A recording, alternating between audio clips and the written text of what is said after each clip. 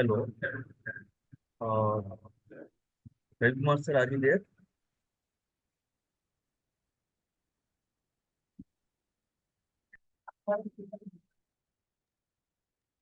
Hello, can you hear me, sir? Yes, sir. Yes, sir. Good afternoon, sir. Good afternoon.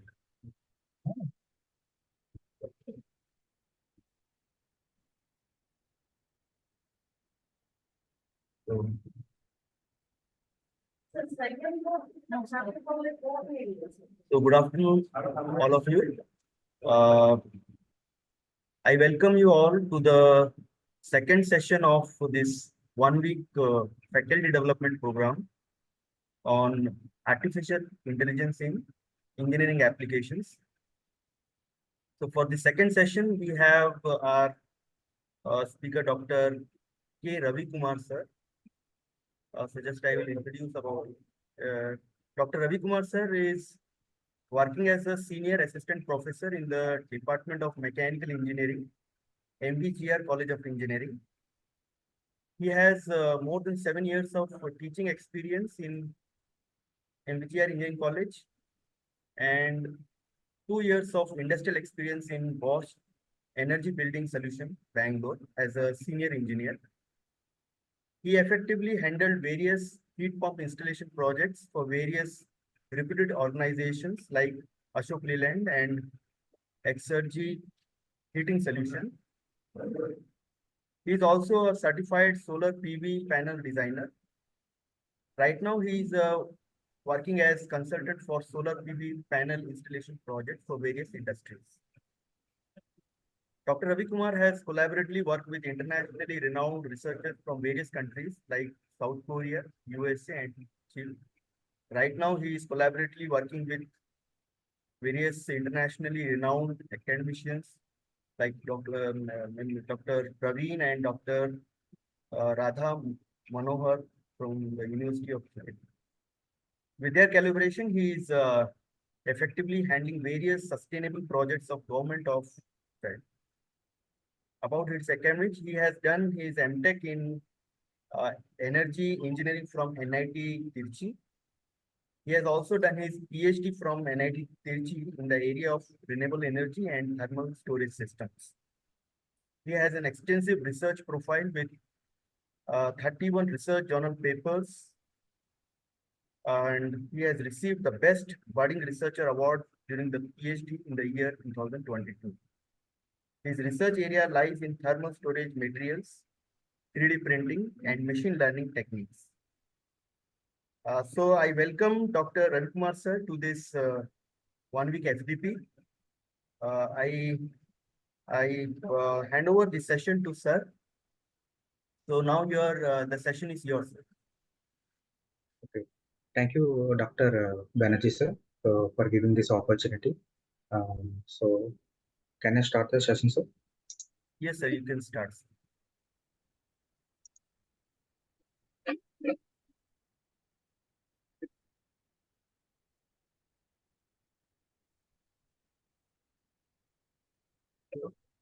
Sir, can you give that the sharing option? Yes, sir.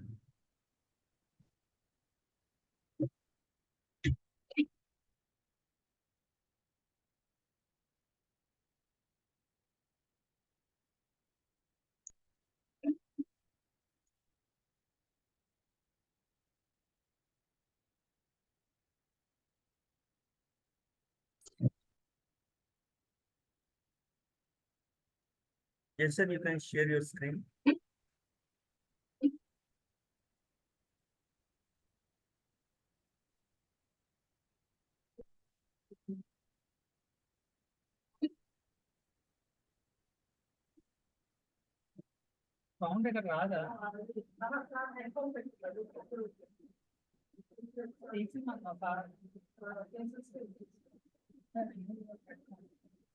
Sir, still I'm unable to share on screen. Post disable participant screen sharing like it is coming. Sir, sir. Okay.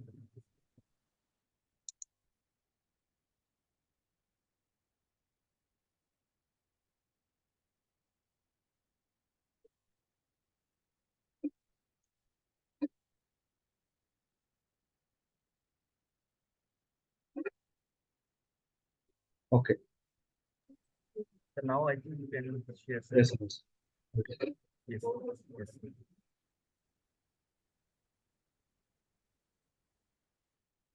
Okay.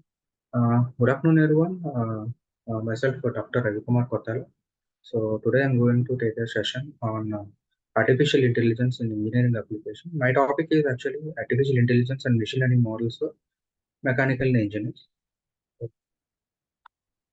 So basically, these artificial neural networks are like applied to the various fields of mechanical, not only for mechanical engineers, like everywhere, every sector, it is evolved. So why this artificial intelligence is basically important for the mechanical engineering? So we are using the machines and we are controlling the machines, and we are for energy sector application also.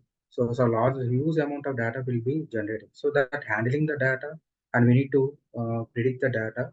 So we need to develop some kind of models, and we are doing some experimentation. Like if you're doing the machining operation, and we are having the data like wear properties and corrosion properties and all. So that and all we need to able to predict with the help of the models. And if you develop these models and all, and next time onwards, so what will happen? So no need to go for the experimentation effort.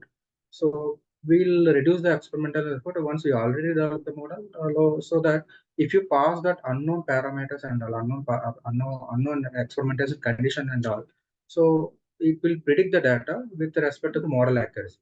So in order to use this, if you develop this kind of model, and also we can able to deploy these models to the any of that IoT based devices, so that the device will able to predict. And we sometimes these models not only for that regression model, and we have some kind of models also will be available, like nowadays computer vision models are available, like image processing and all, we can do that.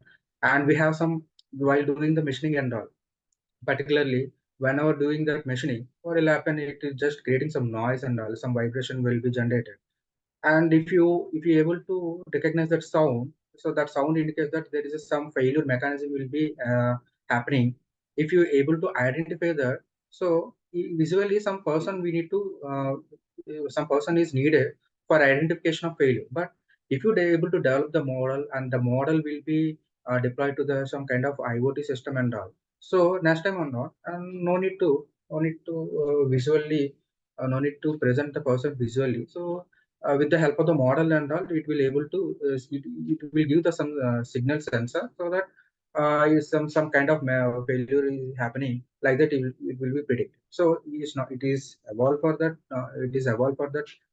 data only, and it is also available for that image recognition. Sometimes like mechanical engineering, so when you are real time application, some metals will be getting corroded.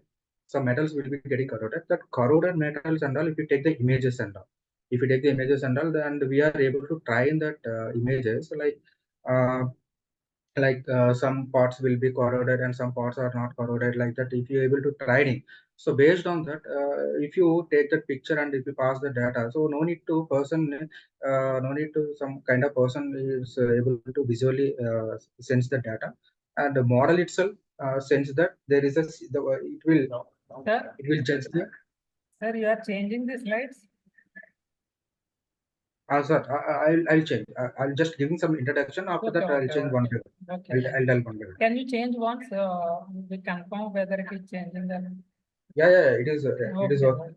Yeah, it's working. Thank you. So, it is visually we can predict the data, and the speech recognition, and also we can do, and vibration data we to generate, that is also we can able to predict.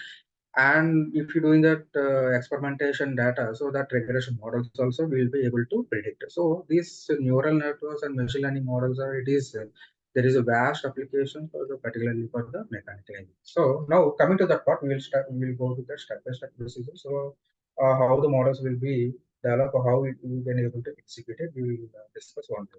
So first thing is that neural network. So what is a basic neural network? So it is like bio-inspired algorithm. Let us take that. It is inspired by that human brain neuron. We all know that neurons, which is existing like dendrites, it is also cell body structure will be there, and the axon will be there. So what are the signals will be there? That signals will be captured by the dendrites. So here that they are captured by the dendrites, and this data will be sent to the cell body, and here the processing will be done. So once the processing is done, it will give that feedback signal. That feedback signal will be went to the axon, and this axon will be connected to the dendrite. Likewise, it is work. And similarly, our neural network also, it is also working like the same way. So here also we have a three kinds of layers will be there. One is the input layer and hidden layer, and output layer will be there. So input data, actually it is receive the input the signal, and it is passing to the, and it is allow the data to the hidden layer. So here hidden layer is exactly working like a cell body. So here the data will be processed. Once the processed data will be done, so that processed data will be sent to the output layer. So likewise this structure will be there. And here each and every neuron is well connected to the with respect to the weights and biases. So here, and also we have some kind of activation functions will be there, and we'll discuss one by one. What is the role of weights? What is the role of bias? And what is the role of activation functions? So here, so let us take there is a weighing connections between that input layer and hidden layer. So here each and every neuron from that input layer to hidden layer, it is well connected to that bias. It is a here the bias will give the some prioritize, like it will give the priority of that each of input layer. So here suppose let us take that hidden layer one. It is having that in the hidden layer we have a one hidden neuron will be that neuron will be giving some weightage priorities to that input layers. And meanwhile hidden neuron 2, it is also like some priority weightage to the all each and every layer. So once that weightages are given, so it is weightage will be multiplied with the input layer, and it is summarized, and it is added to that bias number value. So here bias is actually it is give that our problem is sometimes it is non-linear and sometimes it is linear. So if you add this bias term, it is your data which is passing from that input layer. If you add this bias, so entire the values are like linearized. So this linearized data will be now it is passing to the activation function. So here the activation function role is to it is act like a gate. It is act like a gate, and it will be allow the data from input layer to output layer. And here also some hidden layer to output layer also. It is also well connected through that weights. And finally, the data was predicted. And here also some activation functions will be. So here we have so many activation functions are available. Like sometimes we have a linearized activation functions are available. Sometimes we have a non-linearized activation functions are available, and we'll see what are the activation functions are available. I will discuss that also. And basically, this neural network. So we have a two types of neural network commonly. So that is feed forward neural network and feed forward back propagation neural network. And coming to the feed forward neural network, we have a three classifications again. One is that single layer neural network, multi-layer neural network, and radial basis function neural network. So here the single layer neural network is nothing but the structure is very simple, and we have only three layers. That is the input layer for passing the data, and for processing the data we have only one hidden layer will be available. And after that processing, it will be allowed to the output layer. So coming to that second classification, multi-layer neural network, same structure is available, but only difference is we have n number of hidden layers. Like here in the earlier single layer neural network, we have only one neural network, or only one hidden neuron, hidden layer. But coming to the multi-layer and all, we have n number of hidden layers are available. It is more than sometimes it will be two, sometimes it will be three, four, and like that it will be went on. So like we also call it as this. If you increase that number of layers, and that network we also call it as a deep neural network. So sometimes we can call it. And coming to that third one, radial basis function neural network, but similarly same functionality it is following single layer neural network only. But what are the hidden layer? We have a function will be generating, that is a Gaussian distribution function will be generating for the transferring data, transfer function and all.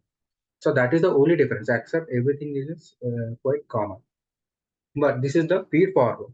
So it is allowing only one direction. So that data which is first is passing to the neural network, and here the weights and bias will be updated.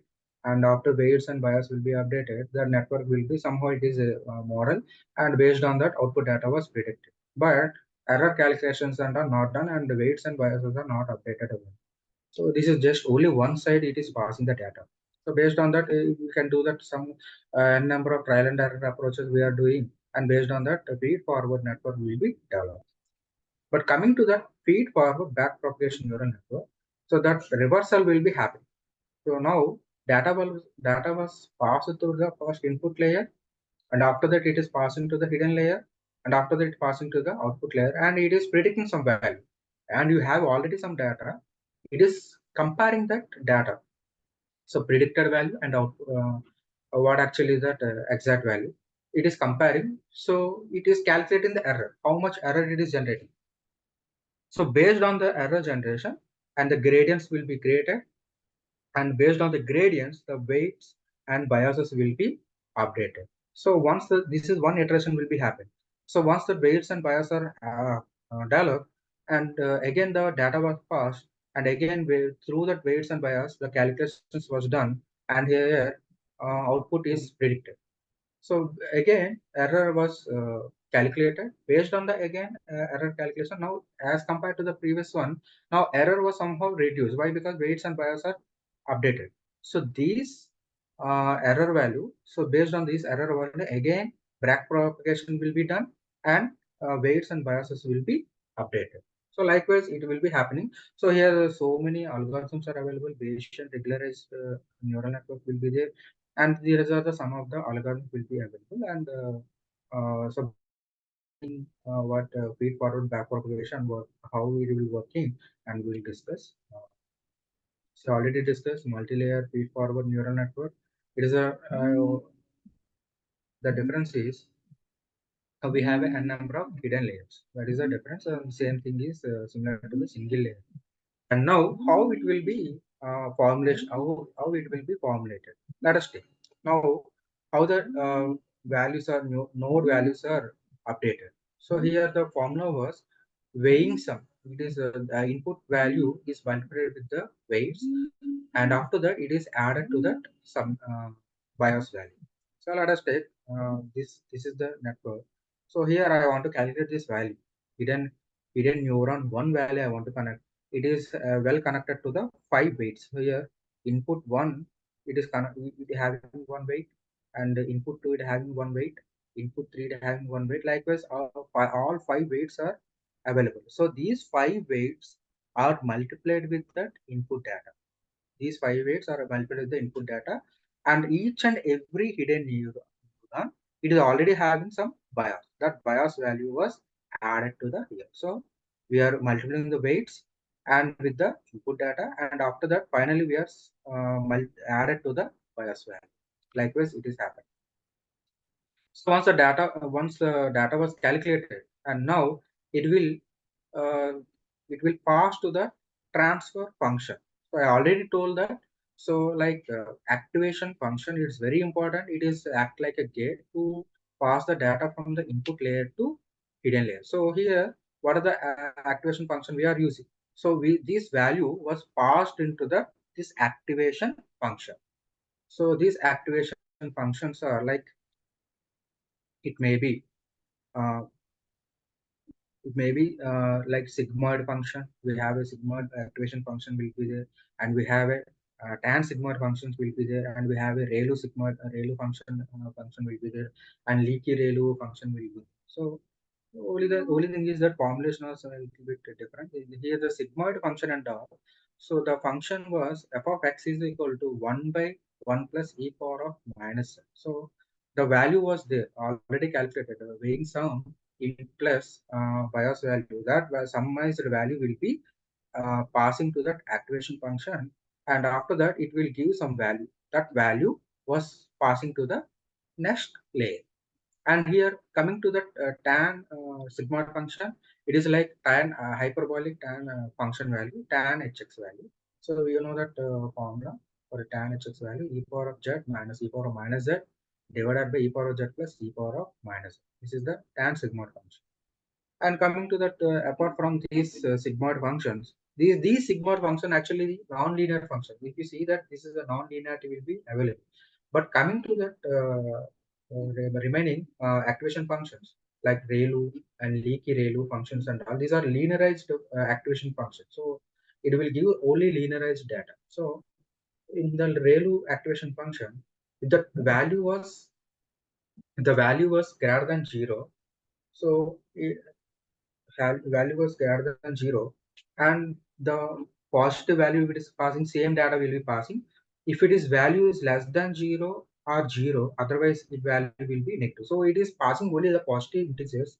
It is not allowing the negative integers value. Only passing the only positive integers. See, similarly here also, but only thing is that it is some scalable value will be present. That is the leaky value function. So z value it is greater than zero, and you are having the z value. And if it is otherwise, it is multiplied with that some scale function. Like we can take that some fraction like 0.1 and 0.2, 0.3, like that. We can give some fraction value. That is the a value. That is the leaky value function. So uh, based on that, this activation, based on the function, this activation function will be activated. And now here radial basis function already, this is also similar like single layer neural network, but only difference is that here the transfer function in the hidden layer we are using Gaussian function. This is the Gauss distribution function will be there, that will be applicable. So the data which will be passing here, we are not following any sigmoid function, and here we are not following any ReLU functions and all. It is simply we are following the Gaussian function, that too particularly in the hidden layer, here particularly in the hidden layer. So this is about the radial basis function. Now coming to the feed forward back propagation method. So I already told that this is also first feed forward approach will be done. So data was first transferred to the input layer. Uh, After that it is hidden layers. In the hidden layers, we are applying that weights, and we are adding that biases, and after that we are passing that weighing some values to that activation function like tail function, sigmoid function, tan sigmoid function, and to introduce the non-linearity, or sometimes we can introduce the linearity function. And after that, the data was passed to the output layer. So after that, back propagation has to activate. So this is very important. In the back propagation, there is a three steps which will be following. So one is that first thing is that we need to calculate the error value. So we need to calculate the error value, and based on the error value, we need to calculate the gradients, how that gradient will be built with respect to the error value. So once the gradients are calculated, so based on the gradient value, we need to update the weights. So this is what actually happening. So now we'll go with that small explanation with the example. Then you can understand the what actually behind happening in the neural network, how the value will, uh, how the weights and biases will be generated, so that we can discuss it. Basically, this we have a three steps will be there. One is that initialization, and second one is that feed forward has to be done, and the third one is the back propagation. In the initialization, so first randomly the weights and biases, if you develop the network randomly, some values are weights and biases will be updated. So once that randomly these weights and biases are updated, now the data was passing to that input layer, and after that hidden layer, and after that output layer. So once the data was passed, so that feed forward has to be done. And here it is calculating some value, it is predicting some value. That predicted value you are comparing with that actual value, and it is giving some error value. So based on the error value, some reversal will be happening. So that reversal procedure will be done. So that back propagation will be activated. So that is what actually happening. So these are the three steps which will be commonly following in the feed forward back propagation. First thing is that initialization will be done, and second one is that feed forward has to be done.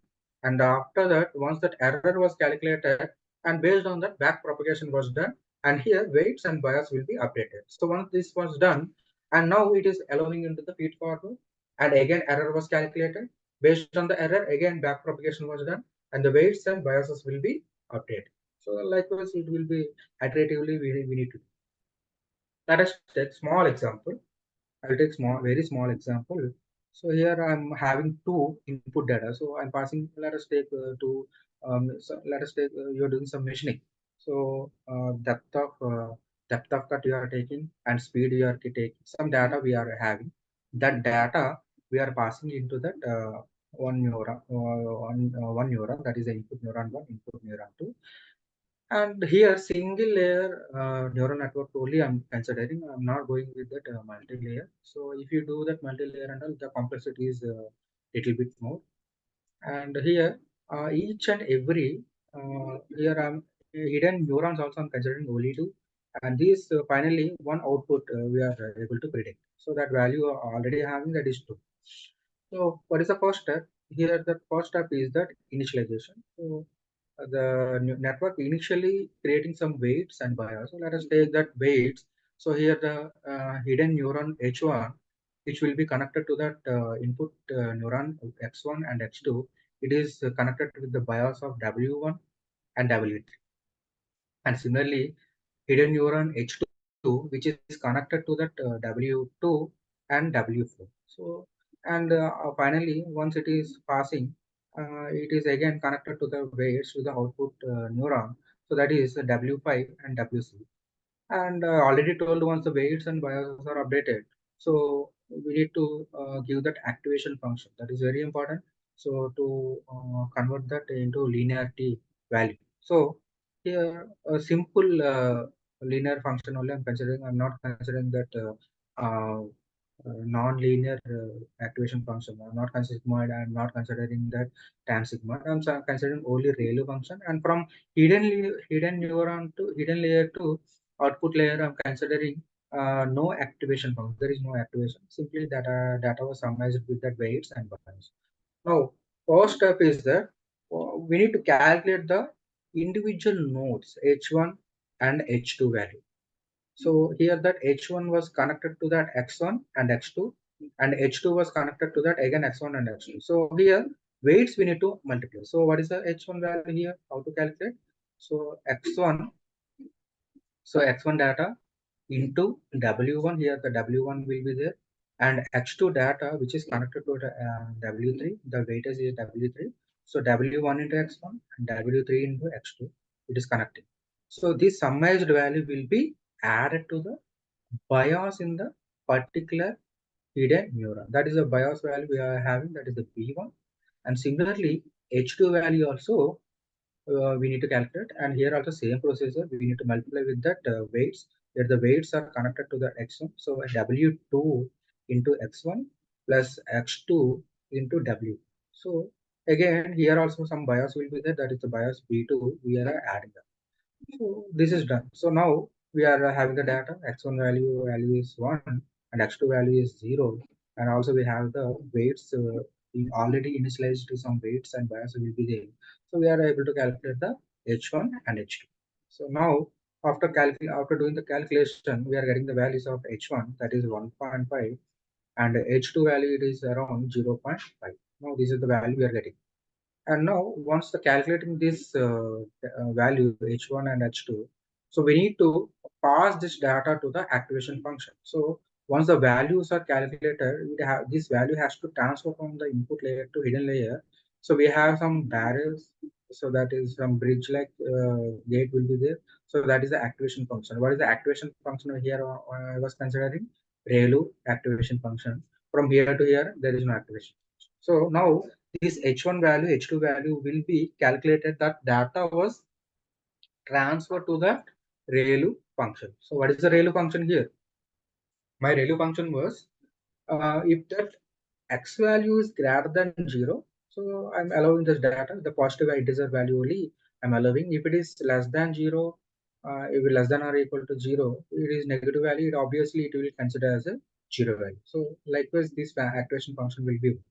Now, here the h1 value and h2 value, it is 1.5 and 0.5, it is obviously greater than the 0. So same data only it is passing. So h1 value, now after passing to that this activation function, my h1 value was 1.5 and h2 value was 0.5.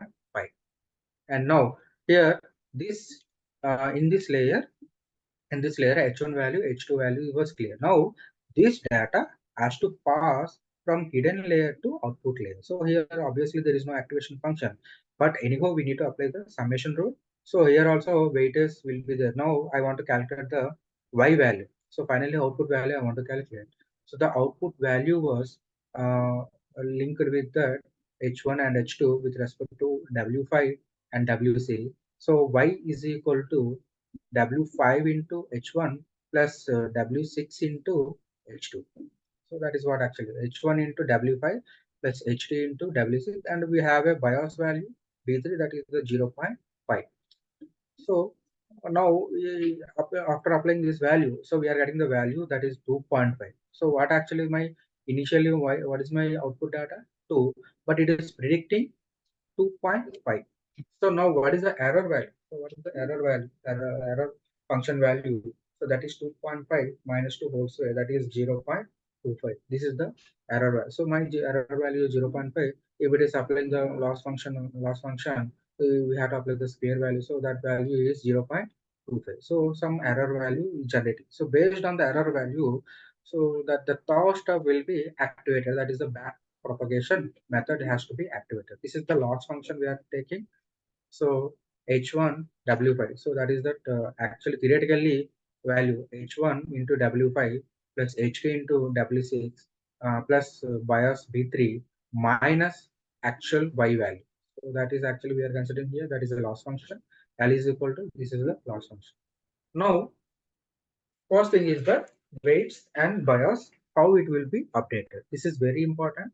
And here we are applying some partial differential equation and some chain rules also we need to apply for updating the weights and bias value. So first thing is that based value. So what is my error value here? What I'm getting? The error value 0.2. Based on that, my first weight. So it is the first weight. It is connected to the W5 while doing the back propagation. It is connected to the W5 and it is connected to the W6. So these weights W5 and W6 has to be updated. So now how it will be updated? First, we need to find out the gradient. I already told.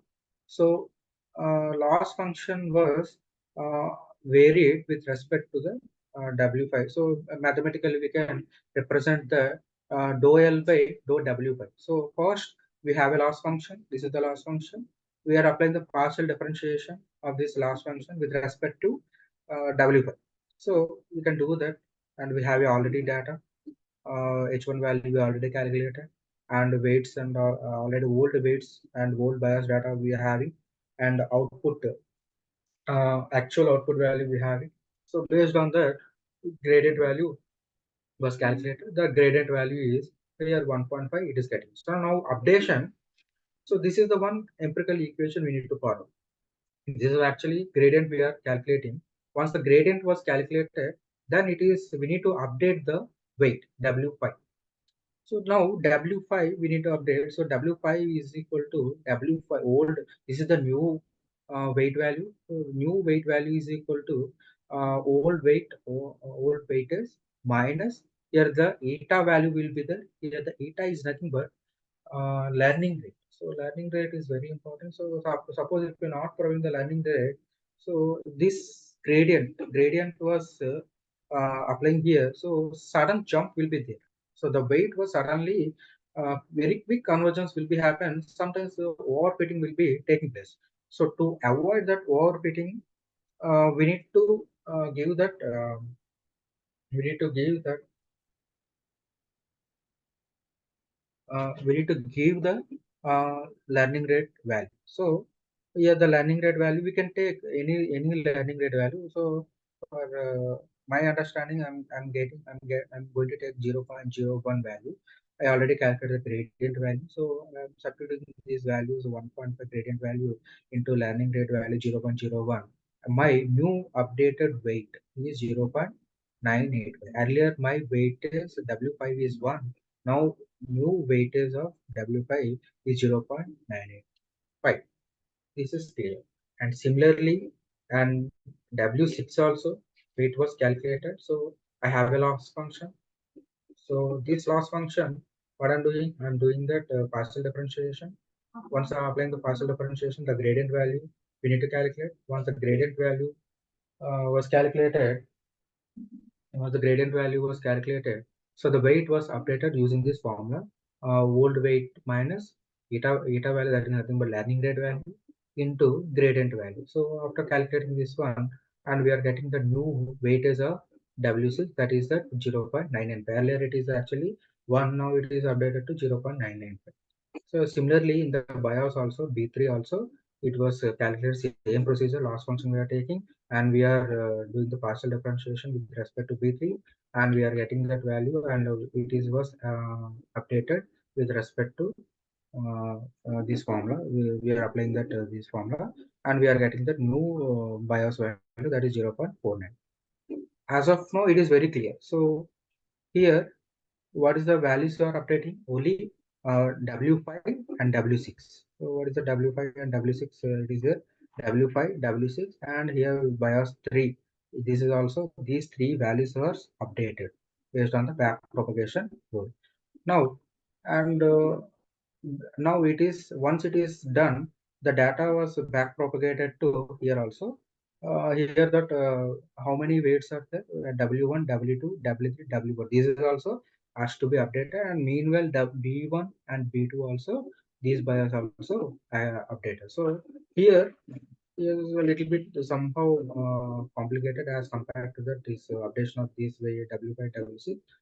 I will tell that one step-by-step procedure for updation of these W1, W2 also. And now, again, same for find out the gradient value, we are applying that partial differential equation dou L by dou W. So here, if you see here, loss function has to be partially differentiated with respect to W1. But my loss function, if you see that my loss function, this loss function doesn't have the W1 value. So it is having only with W5 and W6, but it doesn't have the W1 value. But how we can do that partial differentiation? So simple thing is that we can apply the chain rule. So if you apply the chain rule, so this dou L by dou W1 was converted into dou L by dou H1 into dou H1 by dou W1. So here dou H1 gets cancelled, again same thing will be coming up. So here again, here loss function having h1 value. So if you see now loss function, it is having the h1. Now it is partially differentiable. But again here h1 value, it is nothing but already told we are having some relation h1 value. So this h1 value, it is involved with the w1. So and if you apply this chain rule, so this entire value, this gradient value you can able to calculate. So dou L by dou H1 you can able to calculate, dou H1 by dou W1, this value also it will be calculated. So now this loss function we already have. So with respect to H1, if we do the partial differentiation, and we can get the some value. So that value we are getting, and we have the data of that value. That data also we are substituting, and we are getting the value of 1.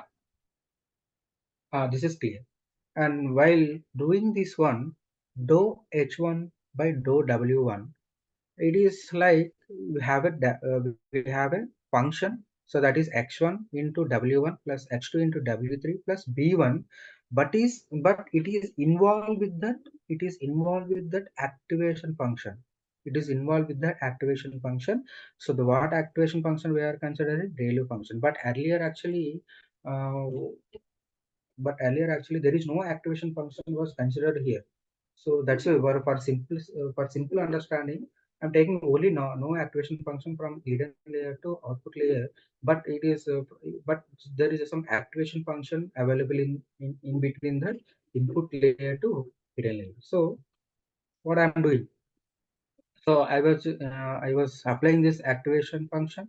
So activation function of w h1 into w sorry x1 into w1 plus h2 into w3 plus b1, and finally we are getting only, so x2 value is already considered value is 0, so that this term will be eliminated, only w1 plus b1 will be available. Now this term we need to do the partial differentiation. Again we have to apply the chain rule. So here u value w1 plus b1 we can take it as a u. So if you apply the ReLU function, so this entire term will be u. If u is greater than 0 and I'm passing the u value, if it is less than or 0, this value will be 0. And if you apply the chain rule here and dou h1 by dou u into dou u by dou w1, if you apply the chain rule, and this term will be easily differentiable. And what is the h1 value here? If you do that partial differentiation with respect to u, and this value term will be 1, and here the u value is greater than 0. So what is the u? W1 plus b1, w1 plus b1. So if you apply the values 1 and bias value 0.5, and if we substitute the values, this value is obviously 1.5 is greater than 0, so this function was true, so that it is allowing the 1 value. So here 1 plus 0.5 less than or equal to 0, so this is the false statement.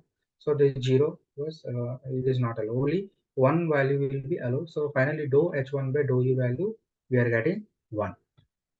And now similarly, and there is a one more partial differential term will be there, that is dou u by. So this is u value you already know. So we consider u is equal to w1 plus b1. So if you do that partial differentiation with respect to dou w1, so what you are getting? So this value obviously one value you are getting. So this value already calculated, that is the one, and this is the one. So dou h1 by dou w1, that value is totally one we are getting. But we have a earlier chain rule. What actually we want? Dou L by dou W1, that actually we are doing the chain rule. So from the chain rule, this value as of now we calculate this one, and earlier this value was already calculated, that is the one, and 1 into 1. Finally the gradient term, so loss the gradient term dou L by dou W1 value was 1 only. So now we need to update the weight one. So there we have a simple formula, so that is W1. So the new W1 is nothing but old W1 minus, it is a eta term learning rate, that already we are considering learning rate value 0.01, into this the gradient on dou L by dou W1, that value is 1, and finally the updated weight W1 is 0.99. So 0.99 value it is coming. So similarly same procedure. So dou L by dou H1 we have to do. So same procedure, we dou L by dou W2 we need to we apply the chain rule. Same once splitting the chain rule, so we have a h2 term. So with respect to h2 we need to uh, do that partial differentiation, and once that partial differentiation was done and same chain rule was applying, and subsequently, and finally the weight to w2 was calculated, that is 0.49. Same procedure, there is no much difference at all. And similarly, the bias also will be calculated applying the chain rule. After the same remaining calculations also will be performed for remaining weights W3 and W4, and here the bias term B1 it is that is also will be calculated using the same procedure. So once it is done, after completing this first iteration, after complete first iteration, the new weights was updated and new biases was updated. So now what it will happen? Now the data was again transferred to the feed forward, and based on the weights, based on the biases, the values are calculated. That hidden neuron value H1 was calculated, and here the activation function was applied, H1 and H2 was calculated, and after that it is passing to that next layer, and finally output was predicted. So now once output was predicted, again here doing that loss calculation. Once the loss calculation was done, again you can apply the gradient terms. Once the gradient term was calculated, and we are applying that, we are updating the weights and biases. And so once this steps was done in this particular layers, same procedure will be performed in the this layer also. So once it is done, and finally weights and biases were updated for the second iteration. So once the weights and keep these weights and bias keep on updating until unless you have to fix the goal. So here the goal was two kinds. One is that either we are giving that number of iterations. Sometimes I'm giving 1,000 iterations, performing the 1,000 iterations. Sometimes I'm performing the 10,000 iterations. Sometimes we are performing 20,000 iterations. So until unless finishing this iteration, these processes will be keep on doing, so that weights and biases are keep on updating. And this is the one kind. And another kind is, sometimes I can fix the goal as the minimum error value. So suppose my error value I was fixing 0.001. So until unless getting that error value from the actual data to predicted data, so this procedure was performed. So it maybe sometimes the iterations were taking 3,000 iterations. Sometimes it is taking 30,000, 50,000 iterations.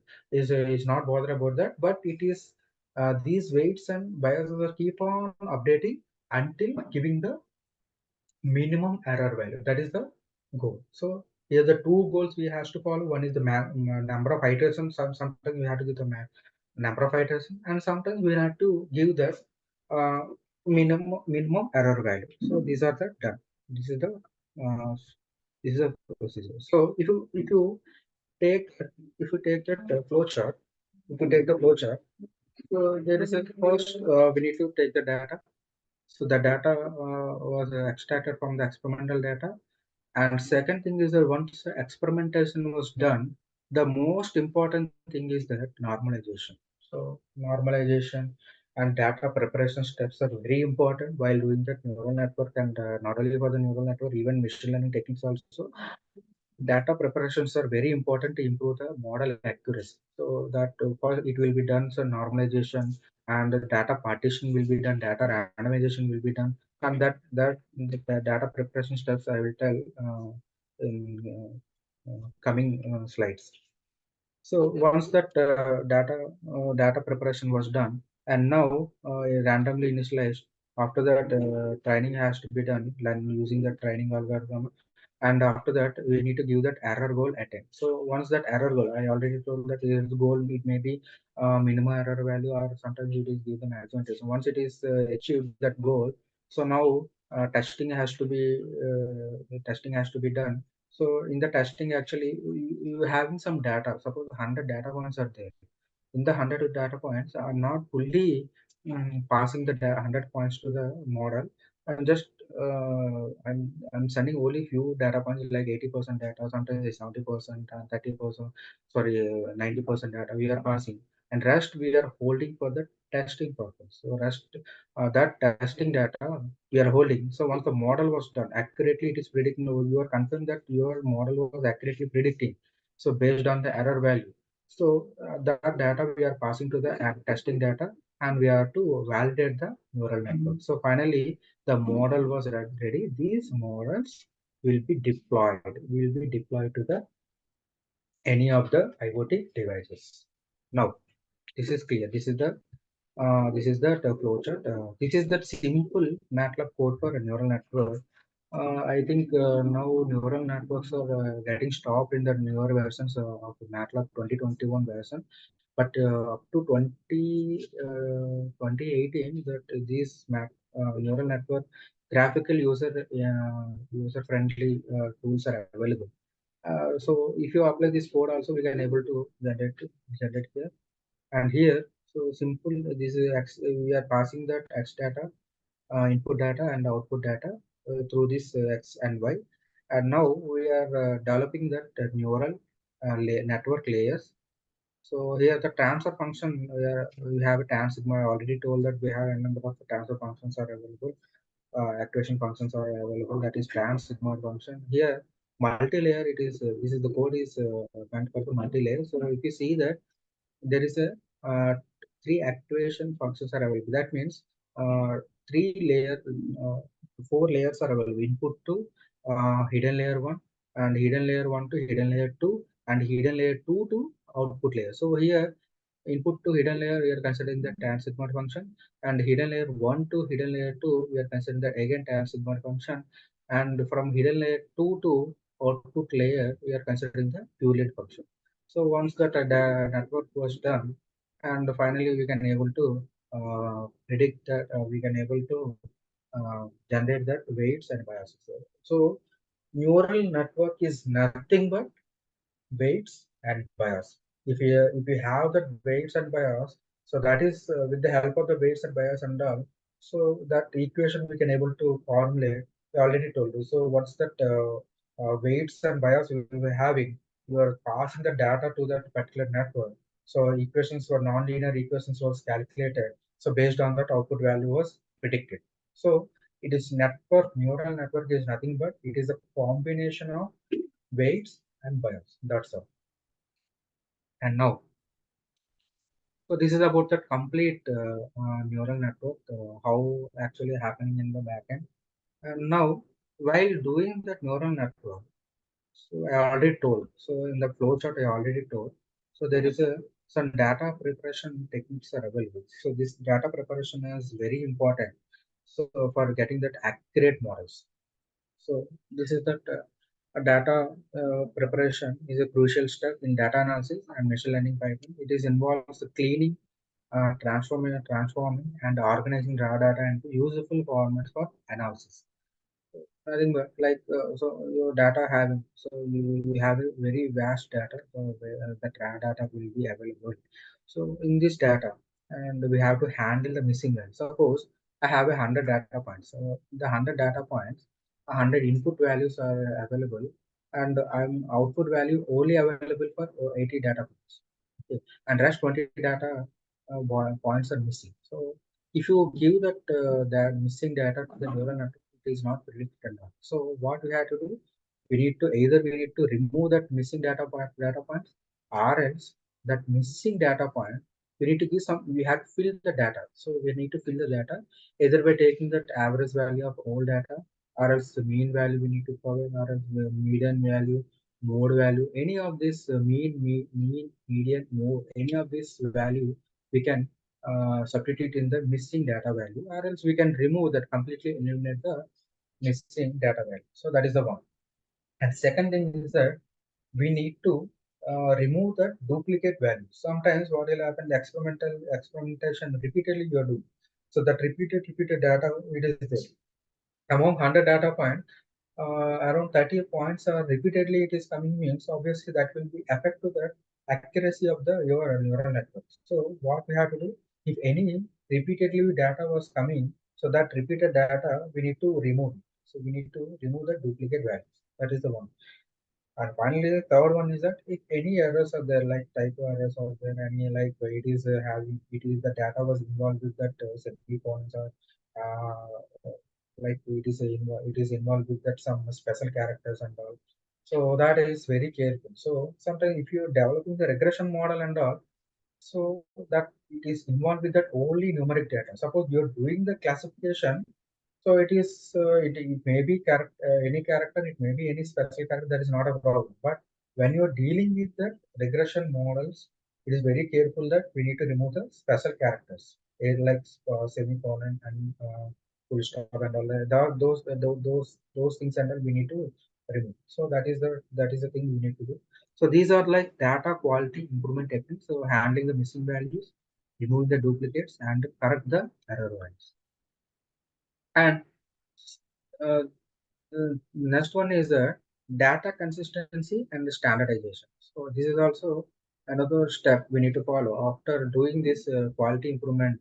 We need to go with the data consistency. So like all data points will be having the same consistent on. We need to check it. Sometimes Suppose one column is fully textured data, like text data means like a type of material and type of type of working conditions. So that texture data will be there. So that if you want to develop the regression model and all, so this format is not suitable. So what we have to do? So that type of data we need to convert it into numeric data. So like suppose a type of material if you're taking, suppose steel and all, I'm coded with that some numeric data. Let us take one. Suppose you are performing the mild steel and all, that mild steel you are coded with the zero. Suppose you are performing the copper, so you can code it with the two. So your entire text data will be converted into numeric data. So like the uniform formats you have to maintain. So that is the one step. And second one is that normalization. This is very important. Normalization. Whenever you're passing the data, so that data must be normalized values. Why? Because suppose you are passing the different inputs. So one input, let us take one input data, you have only one digit value. Like either it may be one, it may be two, it may be three, it may be four, it may be five. Like that, one digit value do you have. Suppose if you go with the second input data, input two, it is having two digit data. Like let us take 99, let us take 49, let us take 55. Like two digit data will be. So suppose if you have that input data three, that column entire column it is having the three digit data. So here the columns having the different digit values. So if you have the different digit value, sometimes the data was like 10 digit value. So let us take a telephone number that is having the 10 digit value. So the data have the 10 digits. So here the formats are what the input here different inputs have the different ranges. So all this data values are maintain same format. So single digit only we need to convert. So for that we need to do the normalization. Either we need to get into the particular range like a single digit range, either it may be 0 to 1 range, either it may be minus 10 to plus 10, either it may be minus 5 to plus 5. Like that we have to set the in that set range only your entire data will be converted. Once the normalization was done, that normalized data that normalized data will be pass it to the network, and then once the network was done, it is some predicted, and after that we need to do the denormalization. Like that uh, we have to do that thing. And third one is that data transformation. So converting the data into more suitable format or structure such that transforming non-numeric data into numeric data. This also I already did the any encoding that categorical variables like already any text data will be there that we need to give that coding. So we need to decode it. So that is the data transformation we need to do. So once the data transformation was done, and after that any reduce we have to reduce the noise. So suppose so a lot of our data points are like 1 lakh. Sometimes data was be generated like 1 lakh data it is generated. So that and all only usable data only we have the rest of everything in the noisy data will be generated. Like suppose let us take the vibration data. So most vibrated data only it is needed. Rest everything actually it is fully of noises. That noisy data we need to remove. Then only you can make sure that consistency in the data. Otherwise, it will affect that model accuracy. These are the steps, step-by-step procedure, load the data, drop the column, and after that handling the missing data. Already any missing data will be there that we need to remove, and dropping the duplicates, any duplicate data was there that is also we need to remove.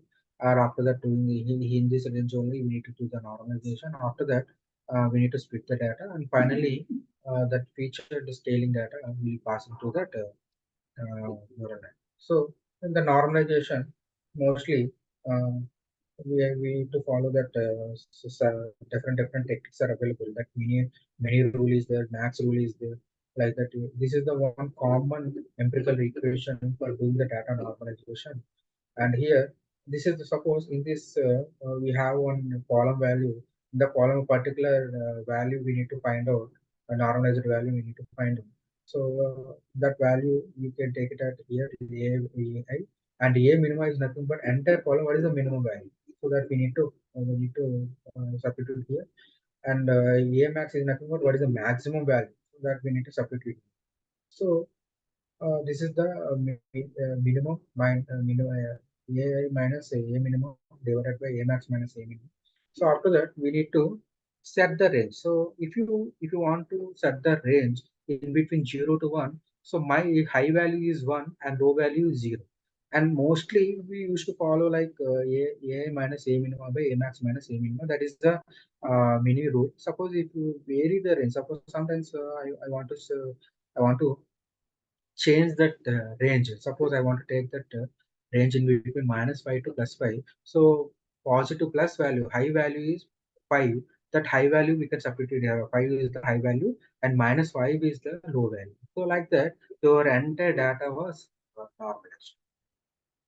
And after that, data randomization.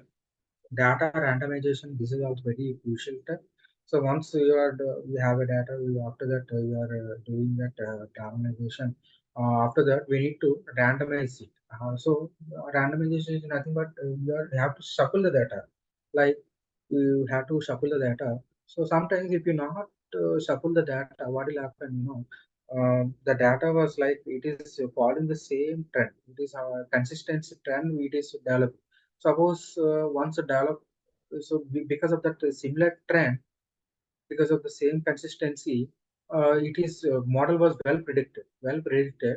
But whenever you are supposed to pass that unknown data value, so if your unknown value it is not in that particular trend, obviously it is giving some error. So, if you do the randomization, if you support the data, so what will happen? Yeah, that network was trained like that. The network was trained like that. Even unknown data, any unknown complicated data you are passing, based on that your network was able to predict it. It is not following that particular trend. So that is the use of randomization. Once you are doing that normalization, so we need to shuffle the data. So once the shuffle, that is that. So there is some advantages for that randomization. So we can reduce the bias, so we can eliminate the trending and improve the generalizability. Like any unknown data, also we can able to and we can prevent the overfitting. So any overfitting things will be having. So that is and all eliminated if you do that randomization. And the independency also it is give the more independency. And it is like model performance was improved, validating the model performance and then performance will improve. And enhancing experimental validity, I already told, any unknown parameter we are passing. So because of non uneven trending nature, because of the data randomization, unknown parameters also it can able to predict it. And it is simulating real world scenario, like a real-time world scenario. It is fit for that real-time world scenarios. These are the uses. These are the advantages of performing the data randomization. So this is the I have some data. I have some data will be there. So this is actually consistency. It is like well trained, well organized. So this is a well organized one. So if you see that column one, it is having the zero single digit value, and column two it is having the single digit. But coming to that column three, it is having the three-digit value. So 158, 150 like that, that data was there, and output value it is having some two-digit value. But what we have to do first, we need to do the randomization or anything we can do, even the data randomization or data normalization. So first, what I'm doing, I was supplying the data. So here, the data randomization we are doing, so that it is not following the same trend. It is uneven trend. It is developed. So this uneven trend data, it is passed to the sorry, there's some mistake was there. So data normalization we have to perform. So apply them. Wait. So apply that on this is the formula we have to apply normalization technique.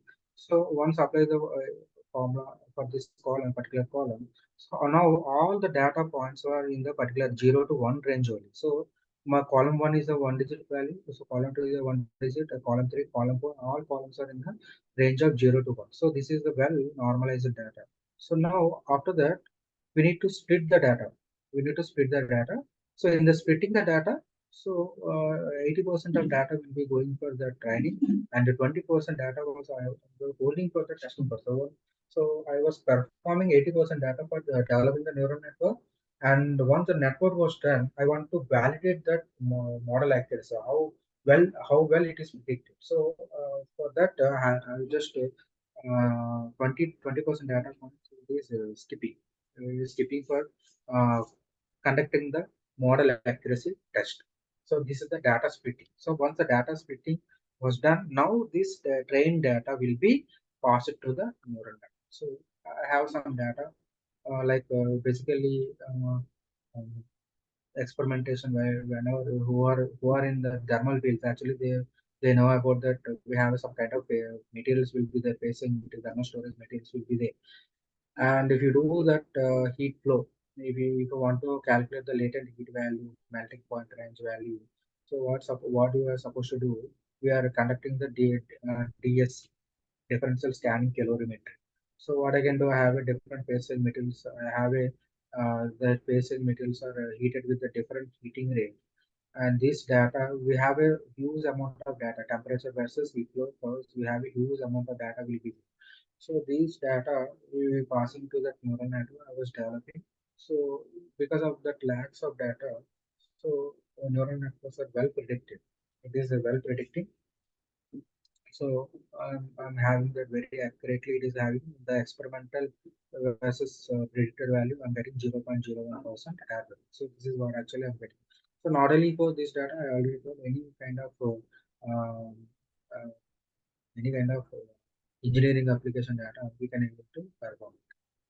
And now, so next one is that uh, here, oh, as of now, we're discussing about the how how to generate the model, and what is the pre-processing techniques for the data. So once the data was ready, and we are able to develop the neural network. But here there is a, if you perform the you want to conducting the neural network test and all, there is a, some kind of sensitivity parameters are involved for getting that accurate value. There is a lot of sensitivity parameters are involved. So sometimes I already told that here learning rate. So for calculating the gradient value, we used the learning rate value. If you change the various learning rate value, suppose I'm considering the 0.01 value earlier, but if you change that learning rate value 0.05 value, so that it will be affect to that network performance. So if it is too high learning rate value, it is like it is very quickly converts the solution. If it is too low learning rate value, it is very slow convergence will be happen. This is the test we need to conduct learning rate value. So we need to change the learning rate. And one more thing, most important thing is that we need to change the number of layers and number of neurons. So here the neural network, uh, from that input to output, there is a one median layer will be there. For single layer neural network, we have only one. In that single layer also, we have a n number of hidden neurons will be there.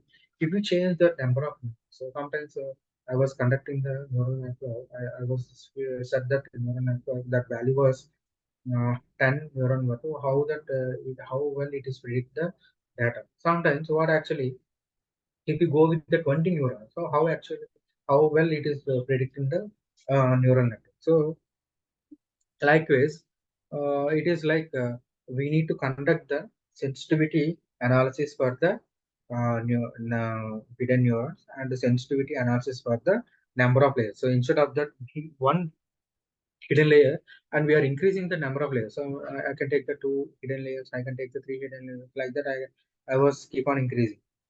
How it will be vary, and how it is affected network performance. That is also we need to conduct the sensitivity analysis. So say this sensitivity analysis is sometimes we used to call it as a hyperparameter tune. So who are performing the machine learning algorithm. So this is the most common word we used to say, hyperparameter tuning we can do. So for there is some thumb rules are available. So this is the thumb rule. So it is like trial and error approach. So we cannot say that this is these many number of hidden layers. So this is giving the best output. So we cannot say that. We cannot say like that. So there is some thumb rules are available. Most commonly used thumb rule is this is the one. We need to find out the optimal hidden layer neurons. So this is we are calculating with the help of uh, input and output. Input number of how many number of input data and how many number of output data are divided by 2 and plus root of trained data. How much 80% data I already told hand. Suppose if you are splitting the data was 80% is to 20% and my 80% data, well, how many numbers it is there that data we need to substitute here. So based on that we need to find out the optimal hidden neuron value at that optimal hidden neuron. We need to conduct the network. We need to perform the network, and we need to cross check. We need to cross check like plus or minus 10. Suppose I'm getting that optimal hidden neurons, like I'm getting 20 hidden neuron. So I have to check from 10. I have to begin with the 10 plus or minus 10. So 10 to 30 range we need to check, and we have to conduct the sensitivity analysis like that. We can. This is the one sensitivity analysis, and we have a uh, activation functions. So I already told we have different activation functions are available. Sigmoid functions are like tan sigmoid function is there, and sigmoid function, ReLU function was there for different combinations. Like suppose input to hidden layer, I'm performing with the tan sigmoid function, and hidden layer to output layer, I'm performing with the ReLU function. At this combination, what actually we are getting? So what actually we are getting? So this sensitivity analysis we need to conduct. And similarly, and another last sensitivity analysis batch sets like splitting ratio. So I already told data splitting 80 to 20%. Sometimes people will perform with 60 to 40, and sometimes people will perform with 70 to 30, and 80 to 20, and 90 to 10. Some batch that we need to set, and that kind of sensitivity analysis also people used to perform. After finally performing this sensitivity analysis, and there is another sensitivity analysis also, like number of approaches. Number of approaches, like approach is nothing but iteration. Suppose I'm performing the 1,000 iteration. So how accurately it is predicted after 10,000 iteration, after 50,000 iteration, how accurately it is predicted. That kind of analysis also we used to perform. And weight initialization, and sometimes randomly it is initialized. If it is not well initialized, it is stuck with that local minimum. It is not optimized the values we are not getting from the back propagation. So it is stuck into the local optima. So it is not well predicted. So proper weight initialization also we need to perform. And there is some kind of loss functions also available. And the most commonly used loss functions are mean square error. If you go with that mean absolute error value, so if you find out this function, how your network was modeled properly. So that these are the so many sensitivity analysis we need to perform: learning rate, number of layers, number of neurons, activation functions, batch size, number of iterations, that is nothing but approaches, weight, initialization technique, loss function. So after that, after performing each and every combination, we need to find out the root means whether there is a statistical analysis we need to perform. So this statistical analysis is nothing but we have to some statistical indices value, RMSE value, mean absolute percentage at the and R square value, correlation coefficient. So these values are we need to calculate for the predictor versus actual data. We need to compare the data. So how well it is predicting, so that we can able to justify with the help of these parameters. So the RMSE value, if it is RMSE value nearer to zero, so you are calculating the predicted value. So that the predicted value you are comparing with the actual value. So you are getting the RMSE value. That RMSE value it is nearer to zero. So you can say that it is well predicted. So that network topology is best. Like that we can say. Suppose if you calculate the R square value, so that R square value nearer to one value, so you can say that it is the best neural network. Like meanwhile, if it is MAPE value, so mean absolute percentage error value, if it is that value is nearer to zero, and less error value, so 1%, 2%, and something near to 0.5% error deviation is there. You can say that that is the best. You can say that that is the best neural network. So what is the significance of this? What is the main significance? So we need to summarize the data. We have to compare the data and identifying the patterns and trends, and we need to make the relation between them. And based on this statistical indices value, we can take the decision. So which model is the best one, which is not fit for that deploy confirmation and model validation and all. Everything we have to perform with the help of this statistical indices. So I already told based on my data. So I have some. I was conducting training data and testing data. I was creating different network topology. So here I'm performing that sensitivity analysis for a different number of hidden neurons. So and also I'm changing with the activation function. So like a tan sigma function and log sigma function. Among that all combination. So this is the network. So here RMSA value it is very low for this combination network topology. Three input layer and 36 hidden layers and one output layer that is the heat flow. And the R square value it is around one value nearer to one. So among all, this is the nearer to one.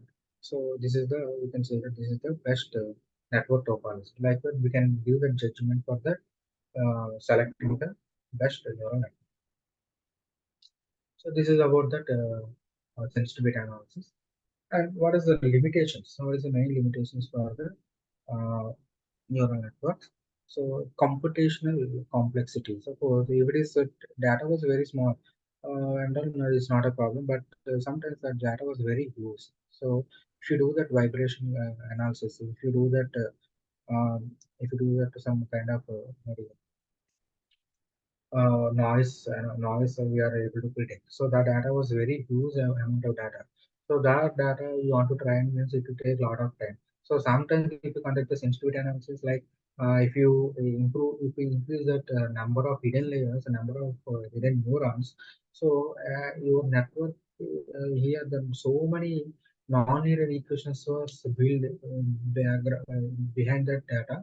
So because of that more non-linear equation, so it takes a lot of time. You know, it is calculating, it is predicting, but it takes a lot of time. So and it needs a lot of resources like more sophisticated, high computational power needed. So these are some computational challenges are available for neural network when we are dealing with the big data.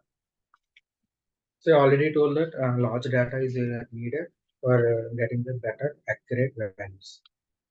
And risk of overfitting. So if that data was very too small, so there is a risk of overfitting. So that is a problem with that neural network. And there is some scalability issues are available, like model size or very large models with many layers and parameters can become impractical to deploy. So scalability is like whenever you are developing the model, so after 1 or 2 days, so we are keep on we are conducting that neural network, we are getting the model. So that model you want to deploy. If you want to deploy to that Arduino board, you want to deploy into that microprocessor and all. So that it takes some scalable issues are there. It is you need a lot of memory power is needed. So these are the some challenges are available for that the conducting the. Sir, These are Dr. the Ravi Kumar, some. sir. Hello. Sir, you need any break or you want to continue, sir? Yes, sir. Actually, after that, I'm going to discuss with that hybridized neural network. I'll Then take a small. then we can stop here. Okay. Then 15 minutes we take break and we can continue. Yeah, sure, sir. Thank you. Okay. Sir, dear participants, we can take 15 minutes break and we'll join after 15 minutes and we continue this hybridized neural network. So, thank you, sir. Oh, thank you, sir.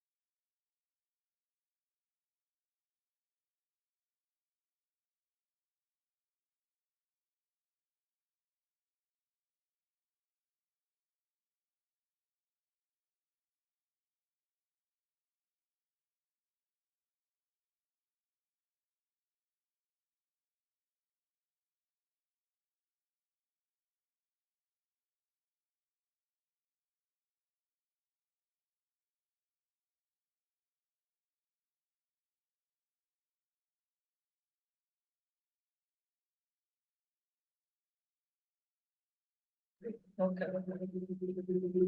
Dr. Ravi Kumar, sir. Hello.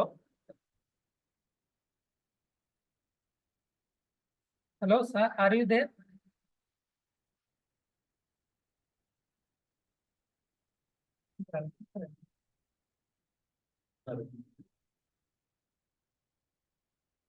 Sir, shall we start?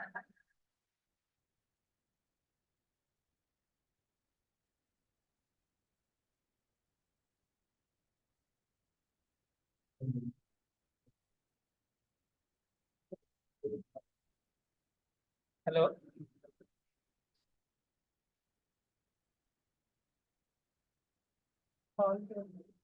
You can send text message to you.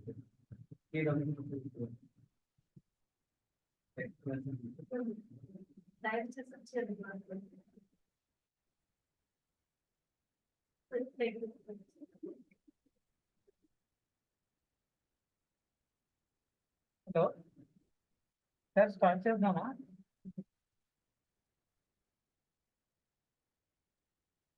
Okay, 5 minutes format or something. Okay. Okay, it's okay.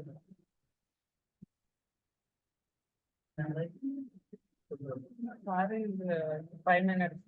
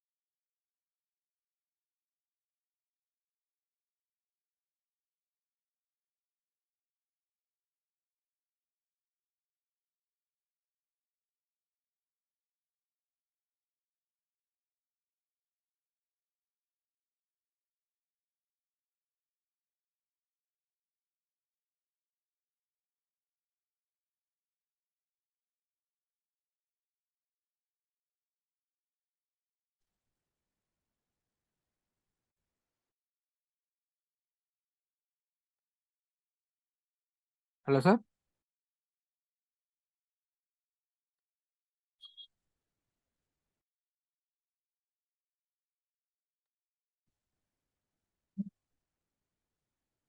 Dr. Ravi Kumar, sir, shall we start?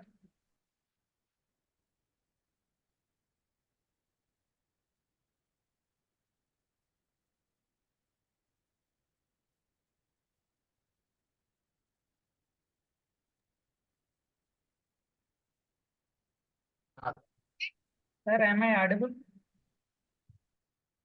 Let's start. Here the speaker, like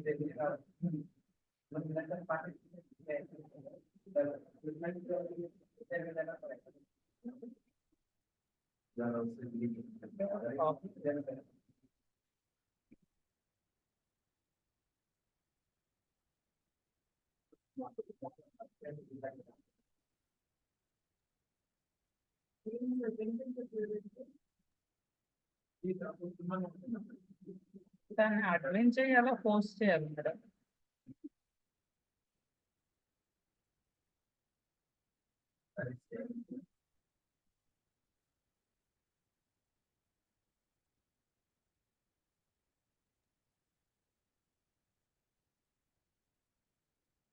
Hello,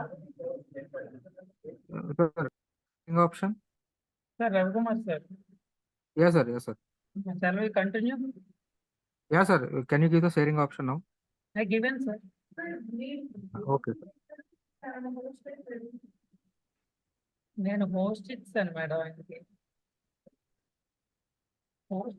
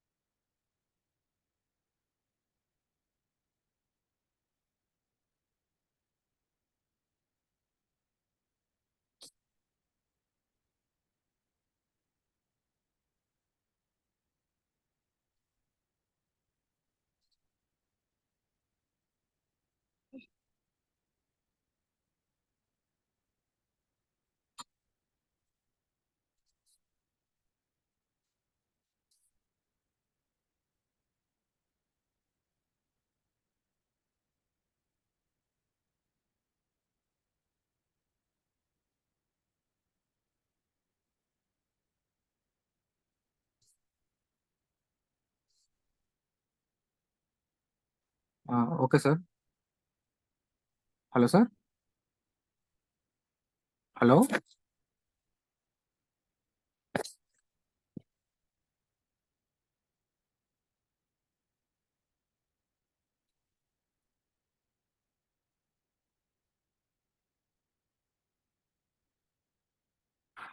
so meeting ఏమవుతుందో ఏటో నాకేమో అర్థం కావట్లేదు.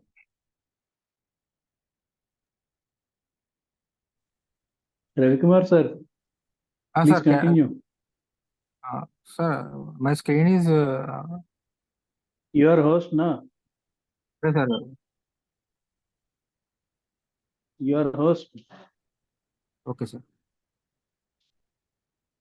Is it visible, sir, my screen? not No, visible, your sir. name only visible. Okay, okay. Share it once again.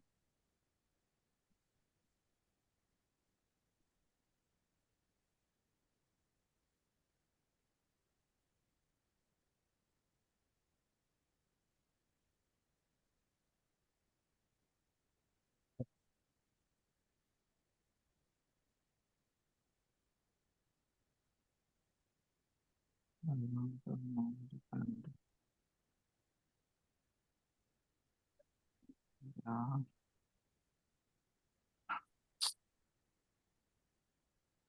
I don't know what happened.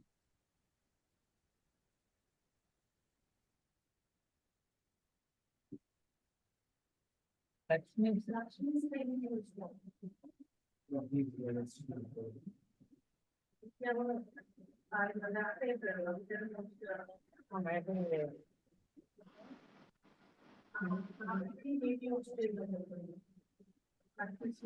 Lakshmi is saying, Lakshmi Sri, please share. Make Banerjee host.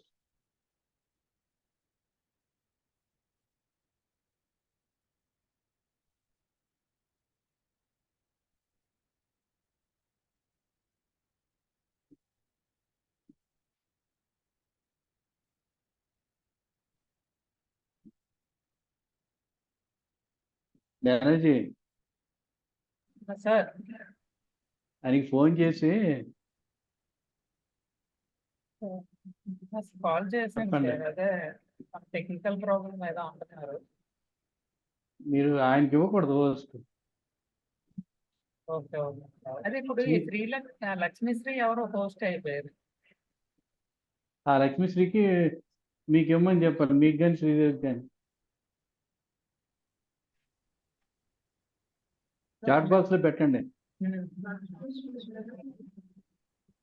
Chat box లో పెట్టండి.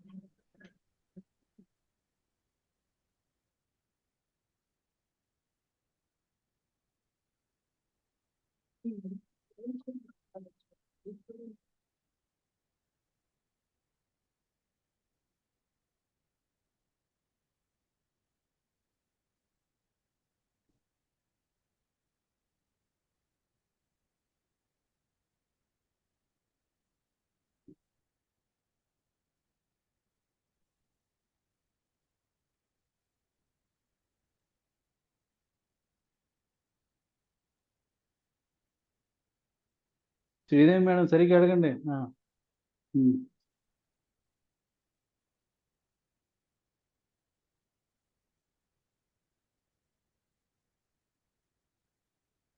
Call చేస్తారా?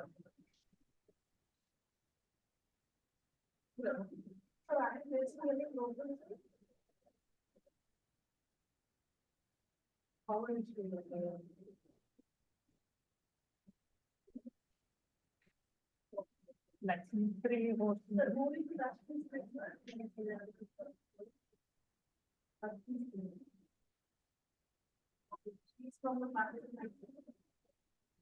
Actually, we made the post concern. After you left the actually వచ్చింది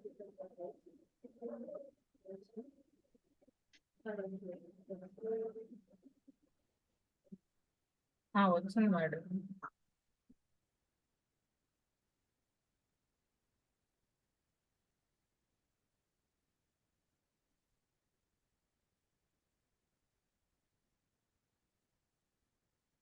Lakshmisri madam.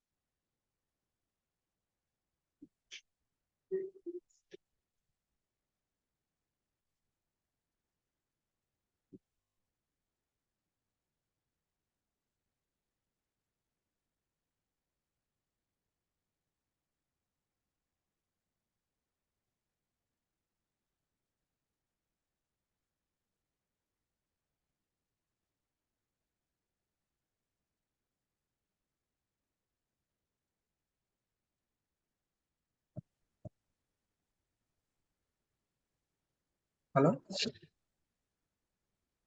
Hello? Who is this?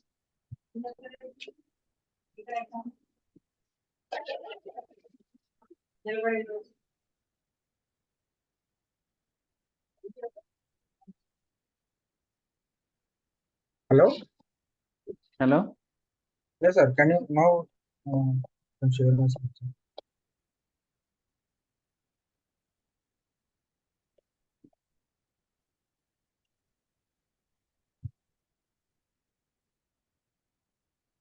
Please check, sir. Ravi Kumar. Sir, now power issue was started out. You can share my screen, sir.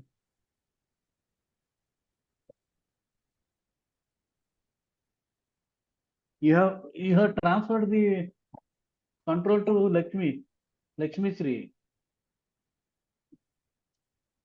Hello, sir. Who is Now Lakshmi make me Sri? host, sir.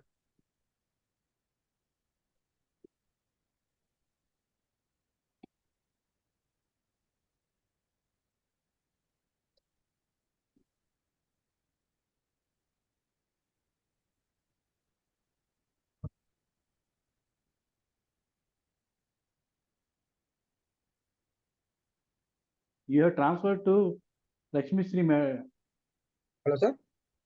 Lakshmi Sri is there in participants. Now make me host, sir. Now everything. You have made a Lakshmi Sri host. So now it is showing host disabled participant screen sharing. No, initially you are Sir, make me your enable. host, no Sir, sir. actually, you are the host initially. You left, no? That host will go to Sri Lakshmi madam. That Yes, sir. Now I relog in. So you kindly. you relog in, sir. We don't know who is Sri Lakshmi madam. That is the problem. She has to do host, no? That is the. Wait, sir. We'll solve. Sir, from the registration list, call to select madam, sir. No, You have personal number, na? no. That is we are searching, sir.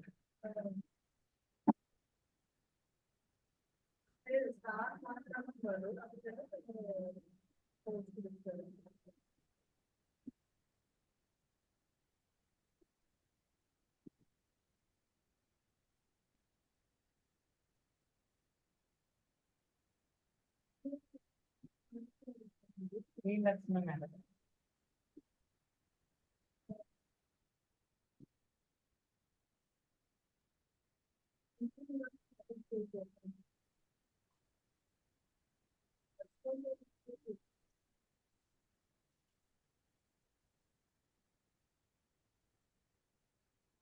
Hey, anybody knows Sri Lakshmi madam?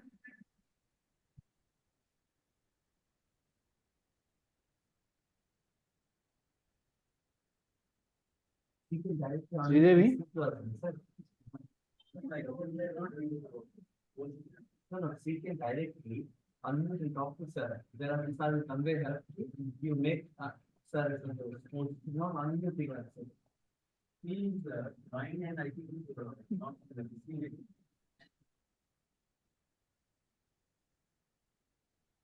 ఎట్లో చూస్తారా control కొట్టండి Lakshmi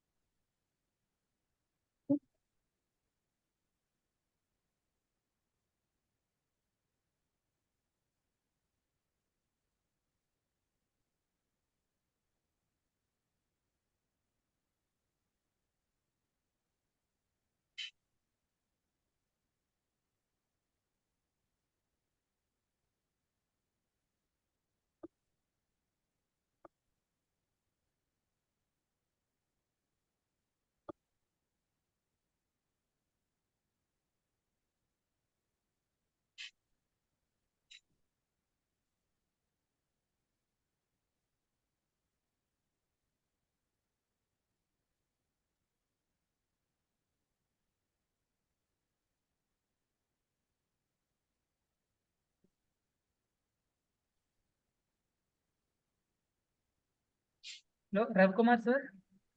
Yes, sir. Yeah, you continue now. Okay, okay. Thank you, thank you.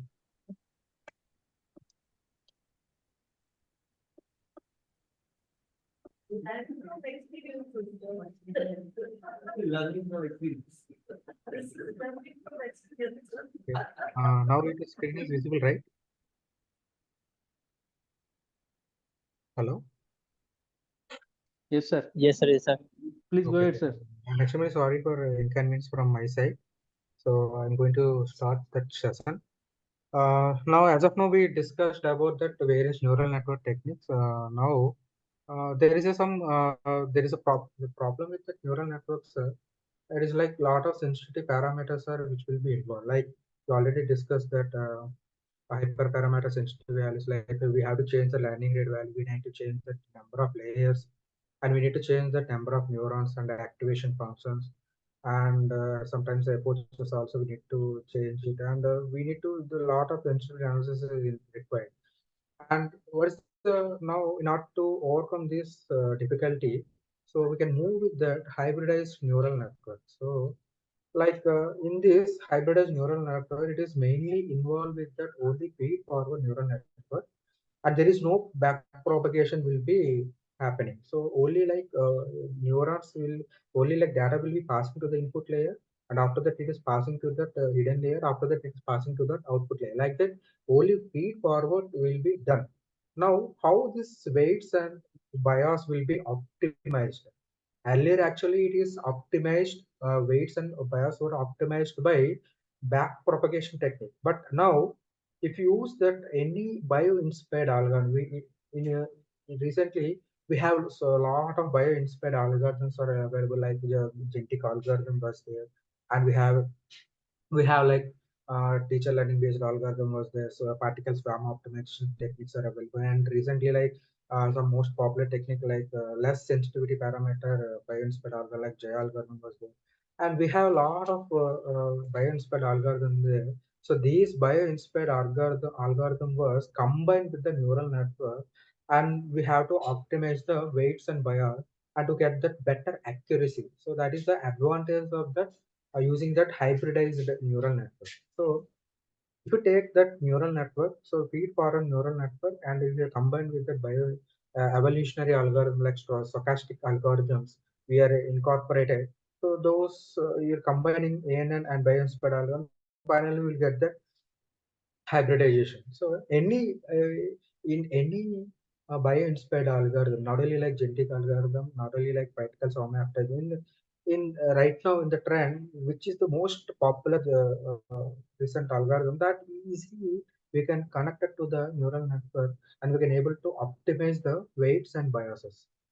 So see, these are the various several bio-inspired optimization algorithms are there, and we have a genetic algorithm, we have a particle swarm optimization, anti-colony optimizations are available, and like anti-bee colony, uh, differential evolution, cuckoo search, firefly algorithm, gray wolf algorithm. Like so, we have so many bio-inspired algorithms are there. Among that, the most popular things used, most popular optimized algorithms are like genetic algorithm and the particle swarm optimization and teacher learning behavior algorithm, J algorithm. Coming to that first one, so how to do that this method, how that genetic algorithm will work, and how we can connect it to that neural network, how effectively we can able to pick the uh, data with the help of hybridized neural network. So we all know that genetic algorithm. So this is that evolutionary algorithm, so which is inspired by the Darwin's theory, and we know that how the cells will be formed. So the cell we have a n number of cells will be there, and the cells which is the best among the all cells, those cells will be doing the crossover and make a one product, and it is repetitively changing its chromosome value, and it is give the best byproduct among the subsequent iterations. So like this obtained new chromosome, the obtained best chromosome cell, again it is matching with that new best cell, and it is giving the best among them. So likewise, this evolution will be done, and it will give that best product. So say this bio-inspired algorithm, from that this algorithm was developed. That is the genetic algorithm, and how it will be work. So there is a what are the key components are available in the genetic algorithm? We have a like any algorithm. We have a population, we have a fitness function, and we have a selection criteria, and we have a crossover and mutation and replacement. And population is nothing but like you want to maximize that one value. So let us take one machining you are performing. So the where we want to minimize it, or else machinability you want to make it as a maximization. So for that we need to put some constraint. So we need to put some constraint like depth of the and speed and feed. These are the some data was there. So that data will be this. So we are collecting this data. These constraints will be we can take it as a population, and these after that we need to find out the fitness value. We need to find out the fitness value. Fitness value I already told that. So either it may be maximization function and it may be minimization function, and like that based on that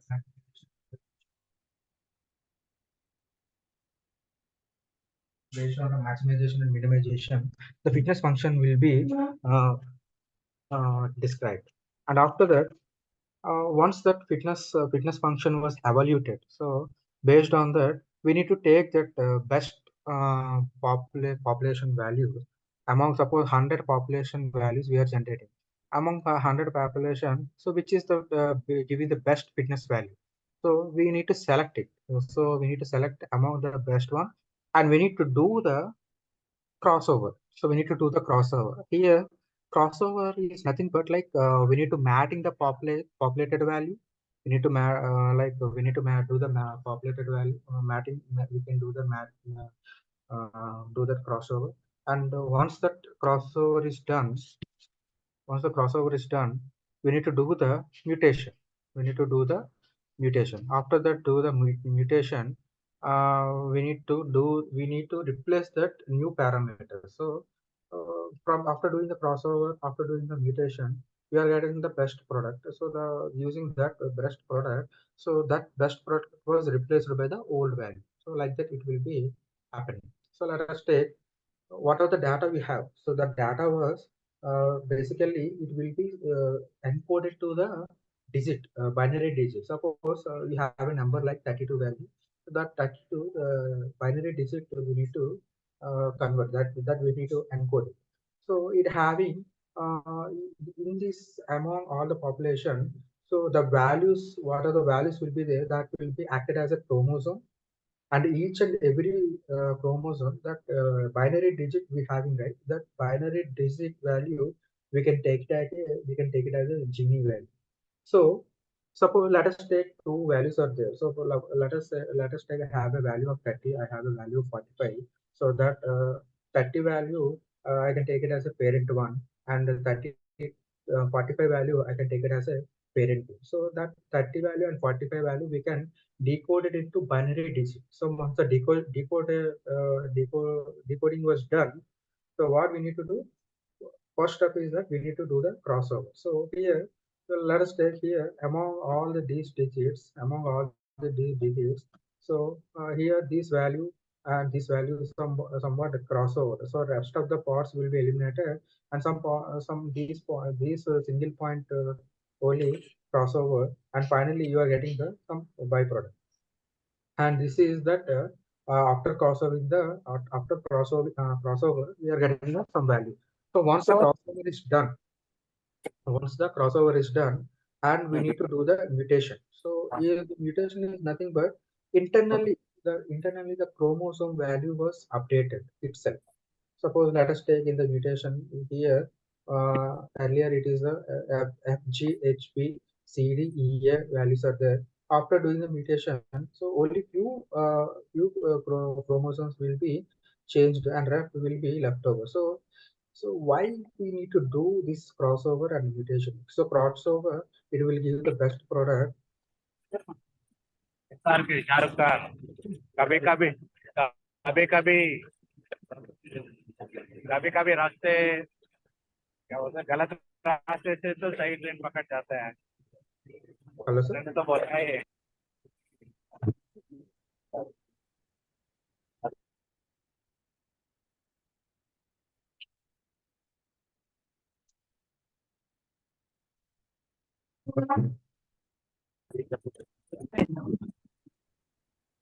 क्या करें इस तरफ ऊपर second floor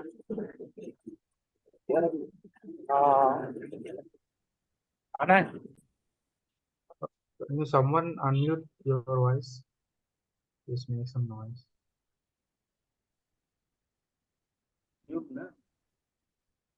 Okay.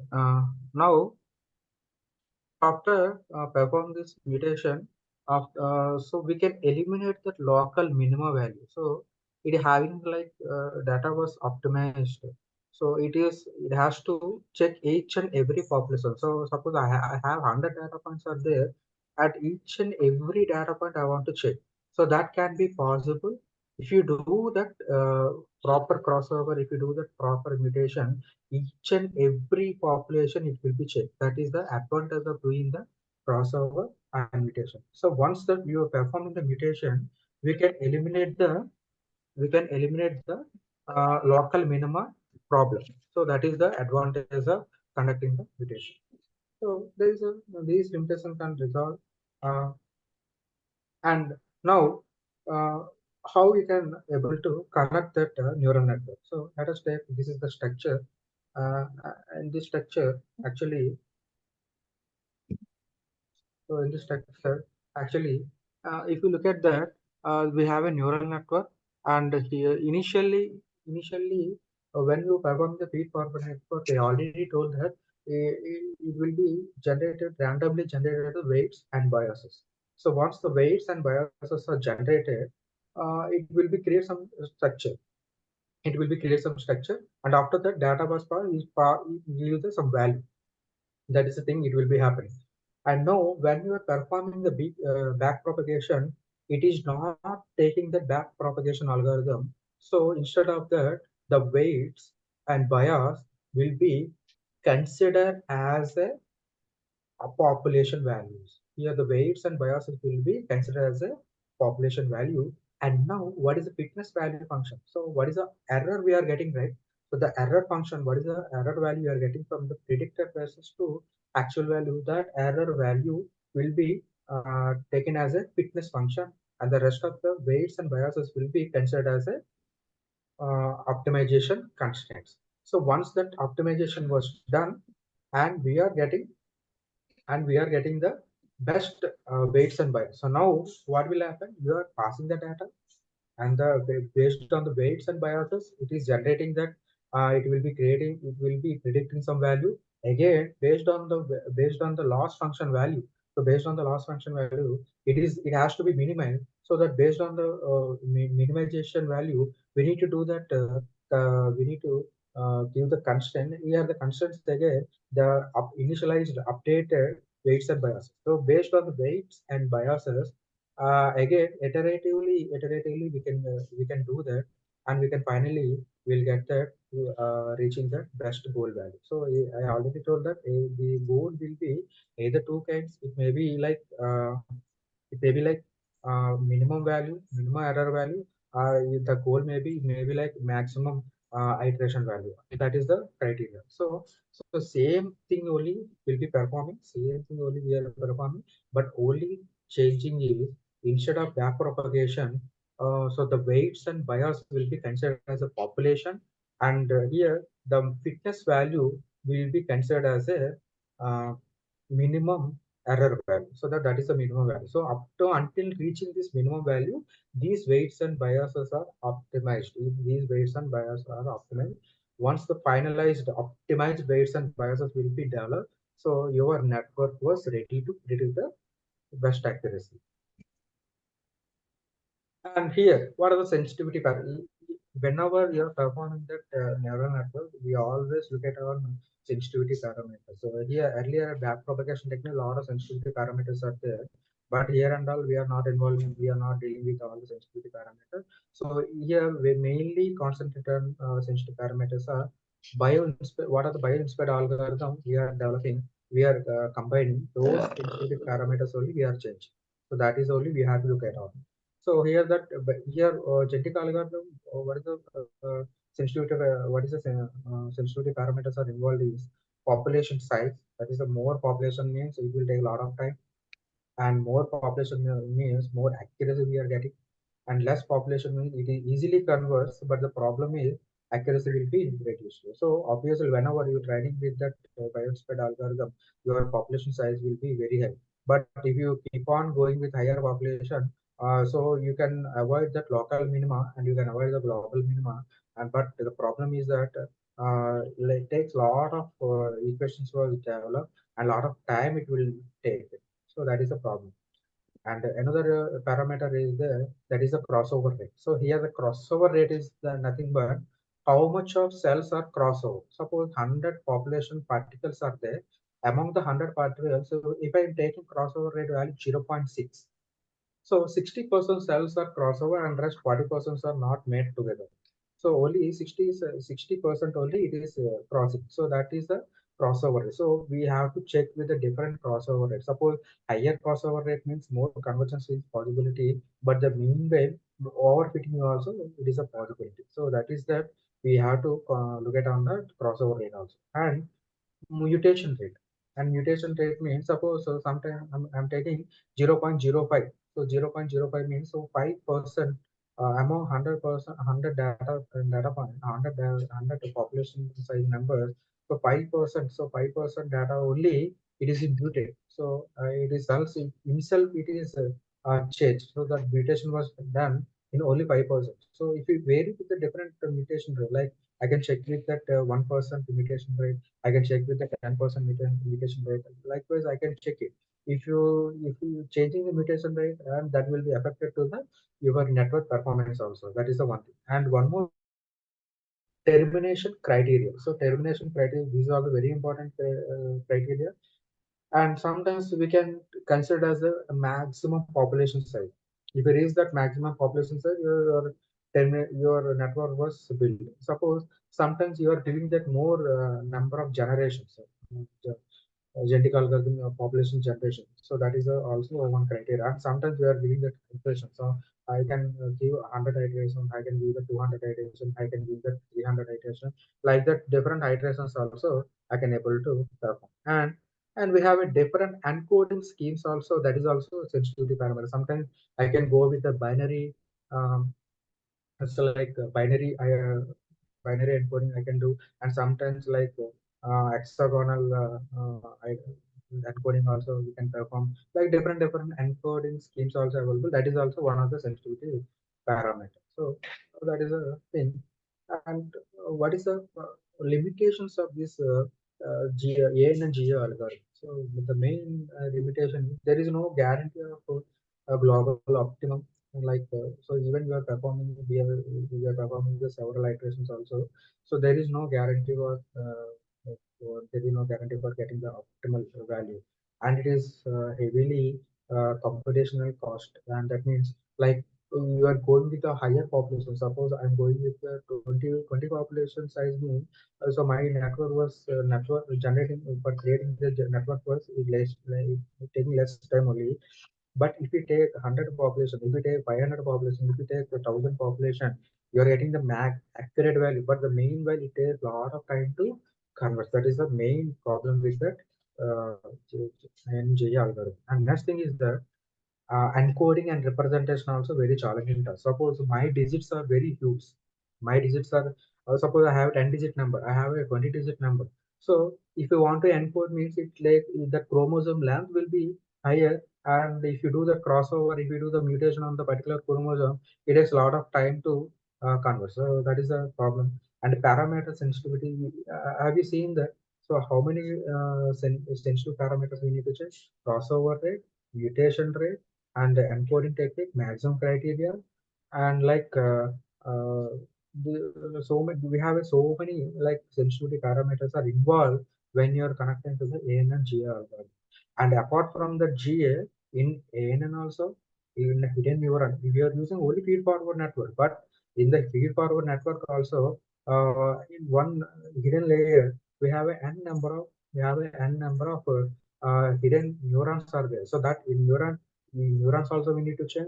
And apart from that, in the genetic algorithm, these are the crossover rate, mutation rate, all the sensitivity parameters also we need to check. So these sensitivity parameters are too high means you developing that accurate neural network, it takes a lot of time and it is tedious task. So that is a problem. So once that model was developed, that is some scalability issues are there. Like we cannot deploy these models to that a real-time application. That is the uh, thing, and domain-specific knowledge also required. So, if you want to build the best energy algorithm, so we have to aware about that all what are the parameters are involved for the optimize the genetic algorithm. All the parameters you should be know about all these things. Okay. So after finding these difficulties in the genetic algorithm, we just move to the another bio-inspired algorithm, that is that particle swarm optimization. So generally these we call it as a searching based algorithm we used to call. So why it is very popular? So among the various algorithms like genetic algorithm, gray wolf algorithm, and ant colony optimization algorithm. Among that, so these particle swarm optimization is very popular. Why? Because it is making very less computational time and a higher learning speed, and is also having that less memory. So very quickly we can able to we can do that. And also as compared to that genetic algorithm, here are also some sensitivity analysis which will be involved, but sensitivity analysis, sensitivity parameters are very less as compared to the genetic algorithm. That is the best advantage. So Sir, sorry for the interruption. sir, Sir, your voice is very low, sir. my voice is low, sir. Yeah, yeah. Some of the participants is telling that your audio is not, there is some problem. Okay. Can you now it is okay, sir? Now it is. Okay, sir. So this is the flowchart for the particle swarm optimization technique. So here the now randomly particles are developed. So initially suppose 100 particles are developed. So 100 among that 100 particles, so every time it was updated. So this is also one of the bio-inspired algorithm. So like this is like bird swarm, how the bird swarm will be passing. Similar like it is also working. So how the birds will be find out the food. So suppose a group of birds, suppose 100 birds are flying. Among that, these are moving all together, and among that, only one bird will be catching that food particle. So here, globally it is moving, and among the global, the best bird will be pick that. Food particles. So they have using this inspiration of bird swarm. So we are developing this particle swarm optimization. So, so this is the empirical relation. So here there is a two things are available. One is that particle best and global best. So particle best is nothing but local best among all the birds. So that is nothing but P best. So this is the P best among the all the one which is actually which bird is moving the better one, that better bird value only we can take it.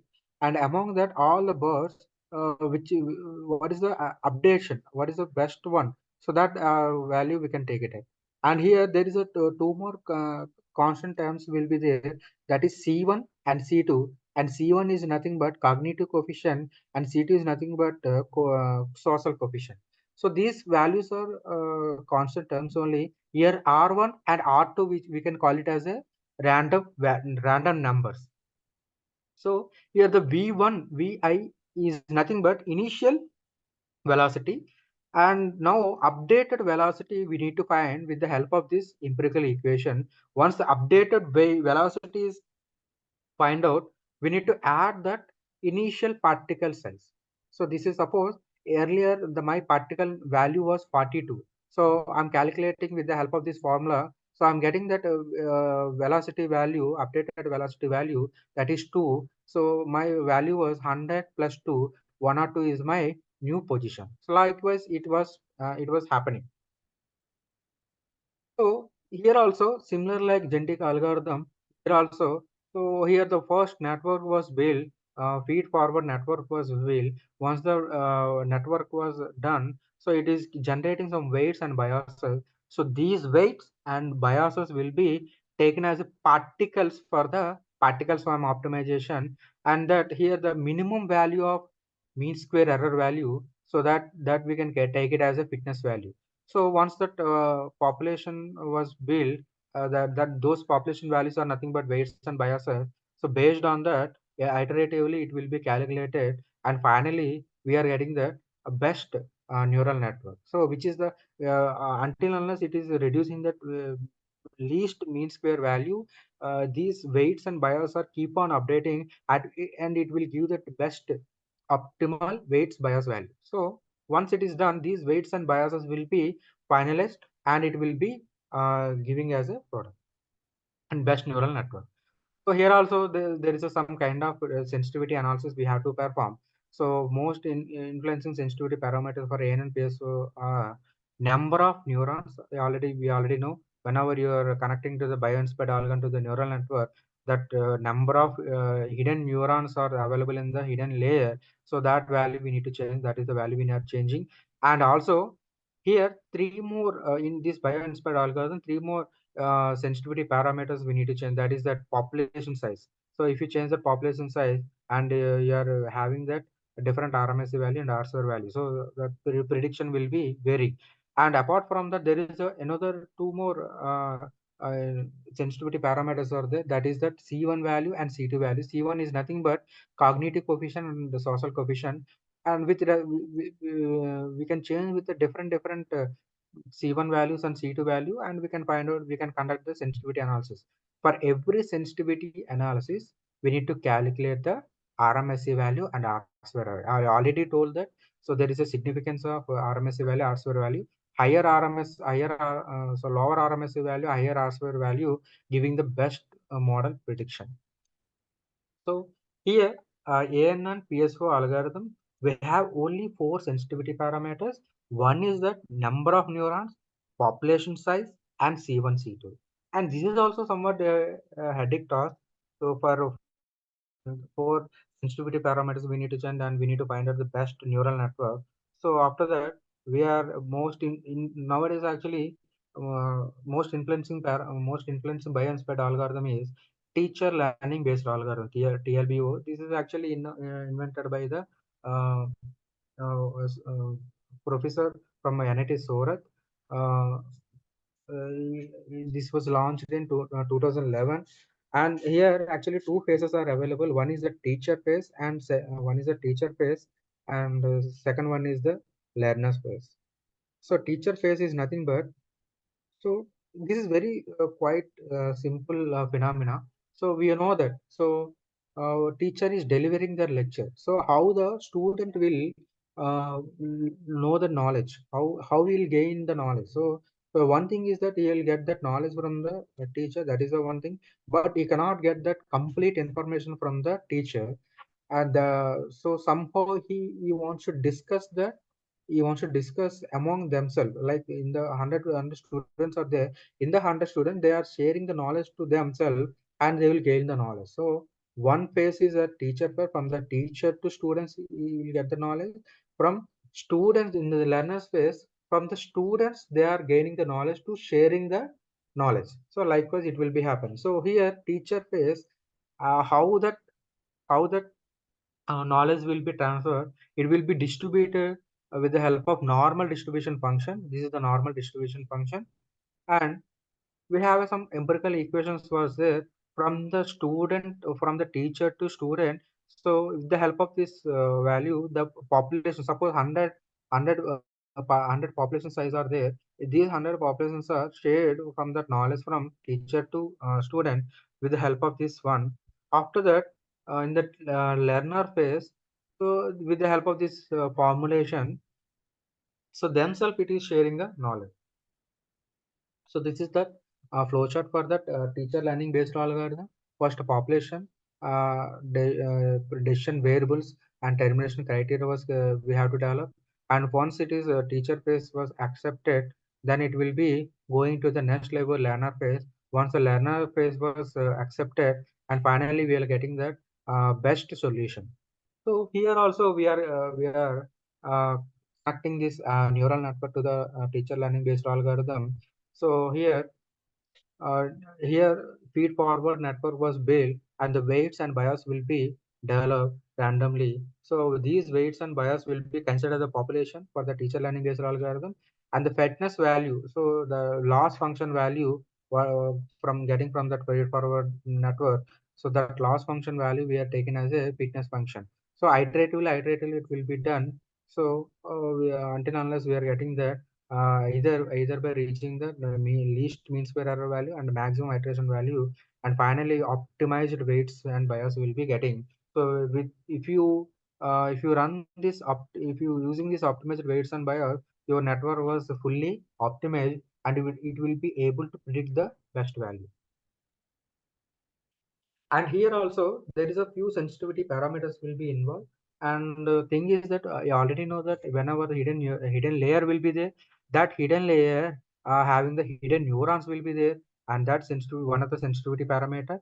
And two more sensitivity parameters are there for the teacher learning based algorithm. That is number of population. If you go with the higher population, my model accuracy will be very high, but meanwhile computational cost will be that is also more. So and apart from the number of iterations, if you go with the 100 iteration, my model accuracy will be having some value, and if it is having that 1000 iteration, 10,000 iteration, it is comparatively improved. It is comparatively, that is these are the three sensitivity parameters are available. Now compared to that from beginning to now, if you take the genetic algorithm, how many sensitive parameters are there? Crossover rate is there, mutation rate is there, and the number of neurons are there, and maximum criteria and encoding system. And here around like 10 sensitivity parameters are we need to change for the AN and G algorithm. But coming to that AN and PSO algorithm, now sensitivity parameters are reduced. So now it is having that a number of hidden neurons and C1, C2 value and population size. So force it is reduced to 4 sensitivity parameters. Now coming to the TLBO algorithm, AN and TLBO algorithm, it is reduced to 3. It is having that population size and number of hidden neurons and iteration. So only 3 sensitivity parameters were changing, and you are getting that you can able to find out the best optimized neural network. So there is an interesting another algorithm, that is that ANFIS model, that is adaptive neuropathy inference system. It is also kind of hybridized neural network. As of now, actually, neural network was optimized with the help of bioinspired algorithm, but here it is a combination of fuzzy system and back propagation technique. So ANFIS is nothing but adaptive neuro fuzzy inference system. So it is involving with two model. One is that fuzzy model, and second one is that neural network model. So it is combined with that fuzzy model.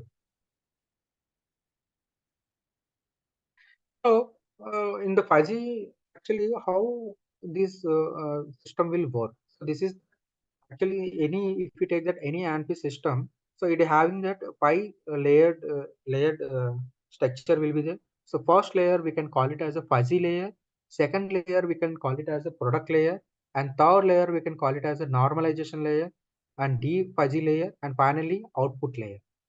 So you have a data, so input data, and we have a two inputs data. So these input data we are passing to the fuzzy layer. So in this fuzzy layer, so it will convert that your data into linguistic variables. So linguistic variables is nothing but it will be whatever the data will be there, so it will be converted into only in the range of 0 to 1 only. So your data was fuzzified. So your data was fuzzified in the fuzzy layer. So how it will be fuzzified? In this fuzzy layer, we are using different kind of membership functions. So these are the most commonly used membership function. So one is the triangular membership function. We can call it as a tri-MF. Second one is a trapezoidal membership function. We can call it as a trap MF and Gbell MF, Gaussian bell, uh, Gaussian shaped bell membership function. It is like a Gaussian shape and Gaussian distribution function, a membership function. Pi-shaped membership function. This is the pi-shaped one. Like so, if you passing the data, what are the you are passing the data here, and finally it will be touching to this graphical representation, and it will giving that output value. So your data was fuzzified. Now, what are the data? What is the data you are passing? So only you are getting in the range of 0 to 1 only. So what are here? If you take this one also. So if you take any of membership function, if you pass the data, so the data will be converted into range of 0 to 1 only. The fuzzified data, this fuzzified data will be making as a product. So we are multiplying with this fuzzified layer.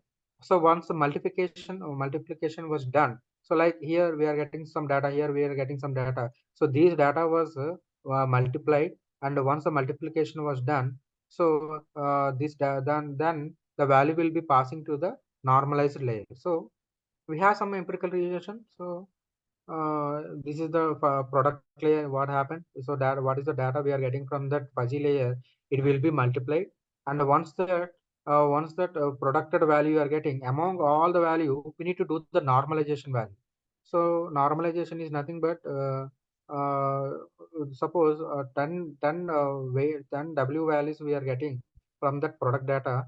So among 10, the 1 by all values we have to add it, and we need to find out the weightage of the each and every layer. So once that normalization was done, and we need to do the defuzzification layer. In the defuzzification, what we have to do this weighing some values with the normalized weights.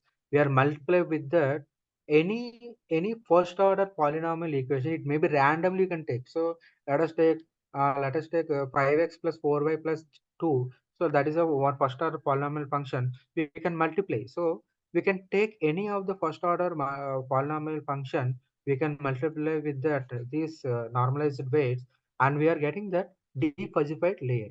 So once the defuzzification is done, and all what are the values are getting, we have to make the summation, and that summarized value we can consider as a output layer. So finally, we are applying the fuzzy logic. We are applying the fuzzy logic, and this fuzzy logic we are combining to that neural network. So these are iteratively it will be done. So first iteratively it is done. So first what will happen? Data will be passed into the fuzzy layer.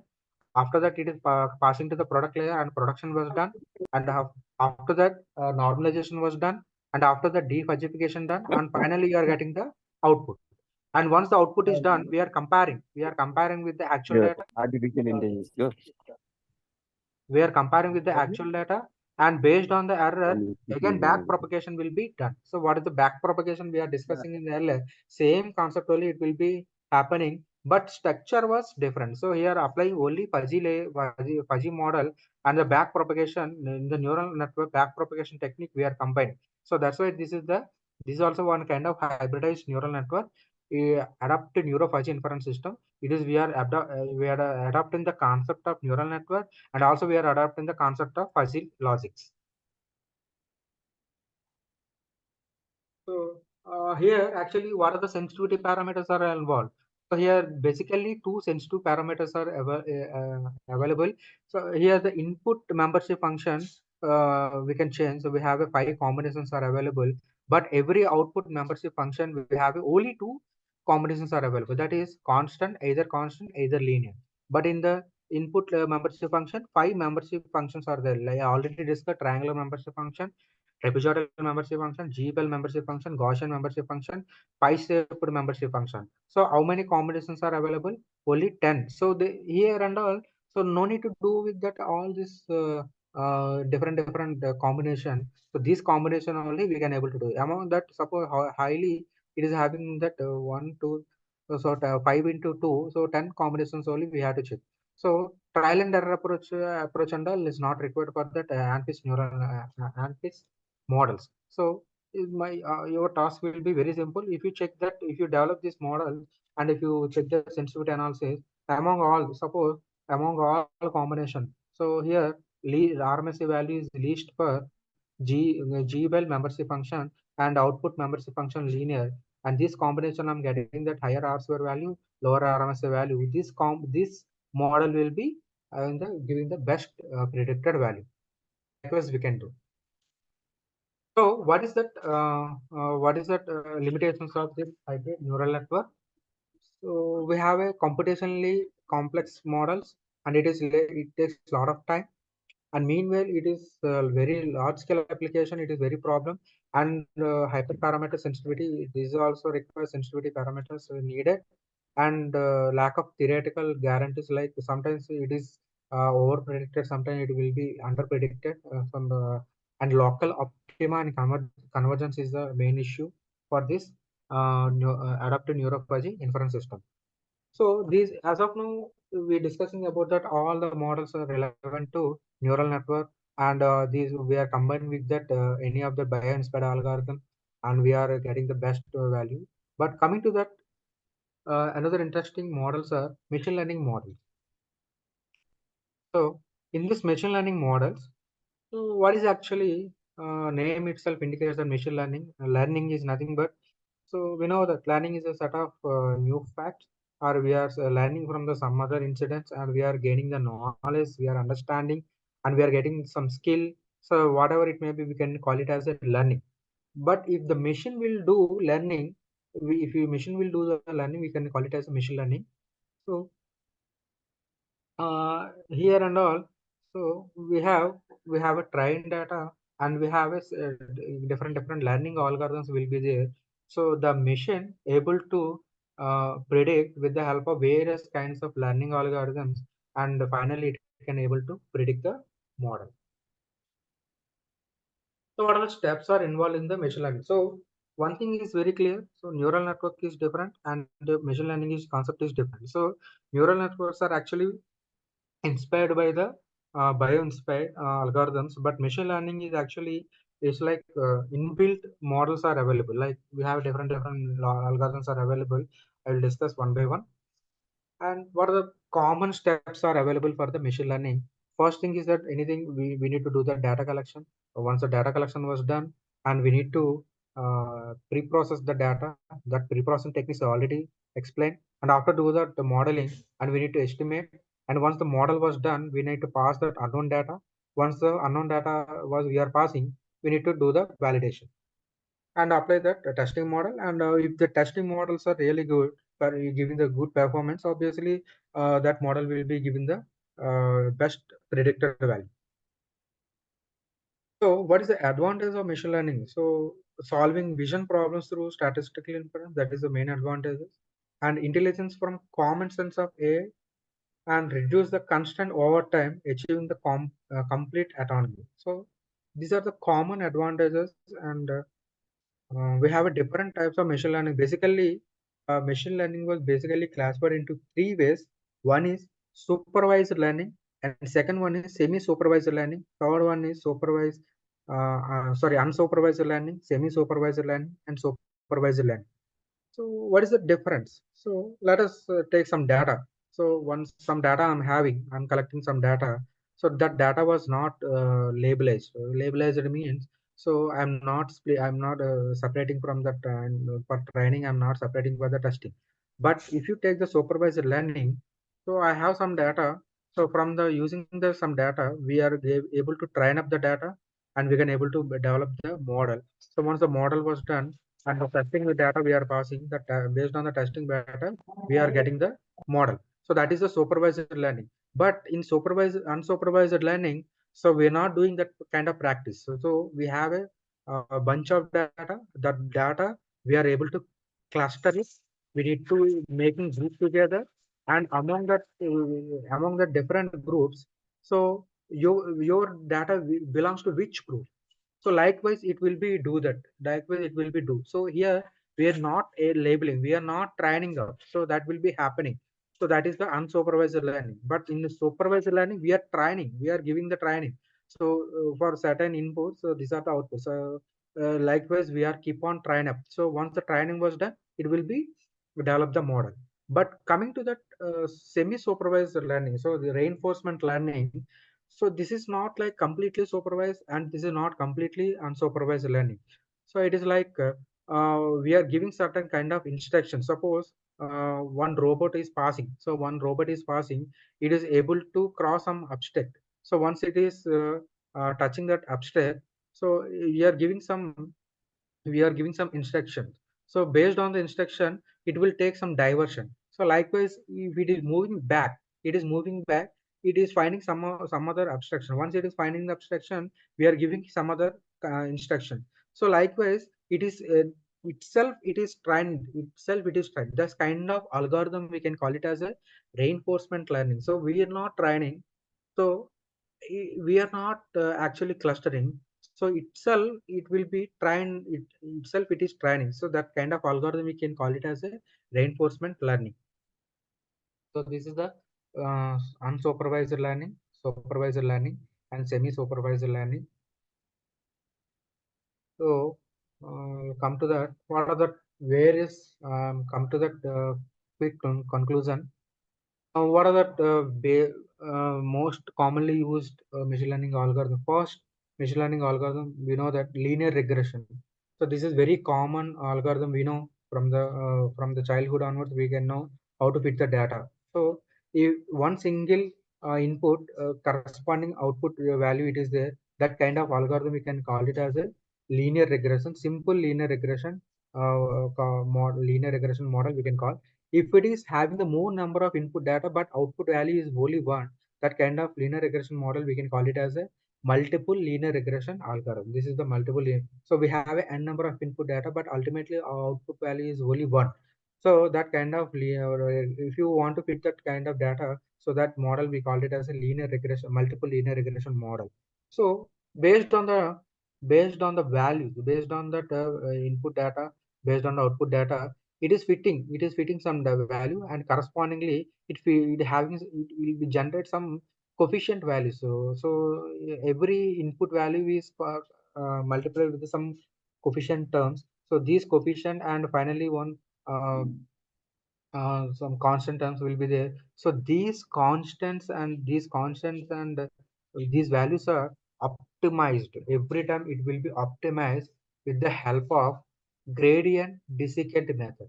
So this is also kind of optimization algorithm. So first, what actually it happen? It is based on the data. So based on the data, uh, it is creating some coefficient terms.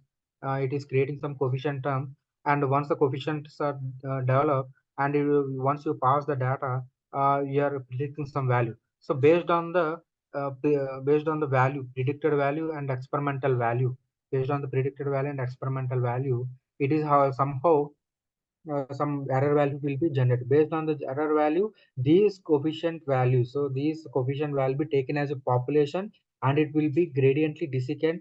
So we are applying that gradient desiccant value, and these values are keep on updating until unless we are minimizing the cost function. Here the cost function is mean square error value. So likewise, until unless it is keep on updating, it is keep on updating, likewise it will be done. So commonly, the most commonly use linear regression, and but we have somehow advanced algorithms are available. So sometimes it is accuracy will be is not up to the mark, and we have a lot of deviations are available. I have some data already done with this linear regression model. I have some efficiency data. So solar system efficiency I was able to predict with the help of linear regression, but unfortunately I'm not getting that best outcome. So we can move with that some more regression model, that is the polynomial regression model. So here also same thing, but order was increased. Earlier it is that linear regression model.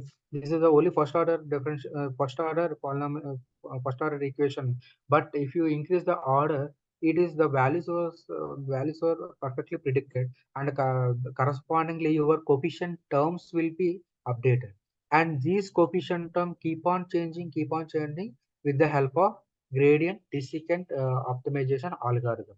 So likewise here also the coefficient terms theta 1, theta 2, theta naught, these terms will be considered as a population terms, and comparison between that actual value and predicted value, that mean square error, that is the cost function, we can call it as that cost minimization of cost function is my fitness value, fitness function. Likewise it will do. So somehow as compared to that linear regression model, it is giving the best outcome, somehow it is giving the best outcome.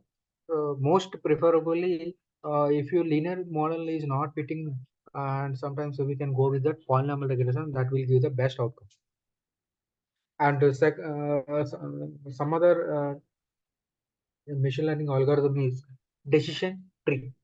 In the decision tree, like it is like what are the data will be there, the data will be splitted. So like we have some root node will be there, these root node will be keep on splitting up to getting the least leaf node value. Suppose I want to develop the regression model. So if you want to do regression model, so based on your data, the data was splitted, data was splitted into n number of stages, and until unless you find out the best leap node value. So once you pass the data, like it will be able to predict the some value. And this linear regression, this decision tree, it is not only for a regression model, even you can able to predict the classified data. Suppose data may be regression, data may be for regression models, and data may be for classification models. Suppose let us take the classification model, classification data. Suppose you have a input data, finally output. Suppose so let us take one weather condition. So sunny region, and suppose like it is more moisture, it is more temperature. Is there, so based on that output value, you're able to estimate that whether rain is falling or not. That is your yes or no. So yes or no, yet it is coming means that is the classification data. But in the regression data, actually based on numeric data, you can able to predict the another numeric data. So here the classification data, you have the numeric data or text data, but ultimately you are able to predict that text data. So that is the classification data. But numeric data, actually regression model only predict the numeric data. So these decision tree are and random regression, random tree, random forest models, it is basically meant for both classification data and regression data. So here also the splitting was done with the help of the mean value. So every time the data mean value is calculated at each and every node, and based on that mean value the splitting was done. If it is a classification data, there is a one more parameter will be there, that is the Gini value. So that based on the Gini value, it will be splitted. If it is a regression model, so based on that average mean value, it will be separated. So sometimes this also it is able to predict that it will give the best perform, but it is not.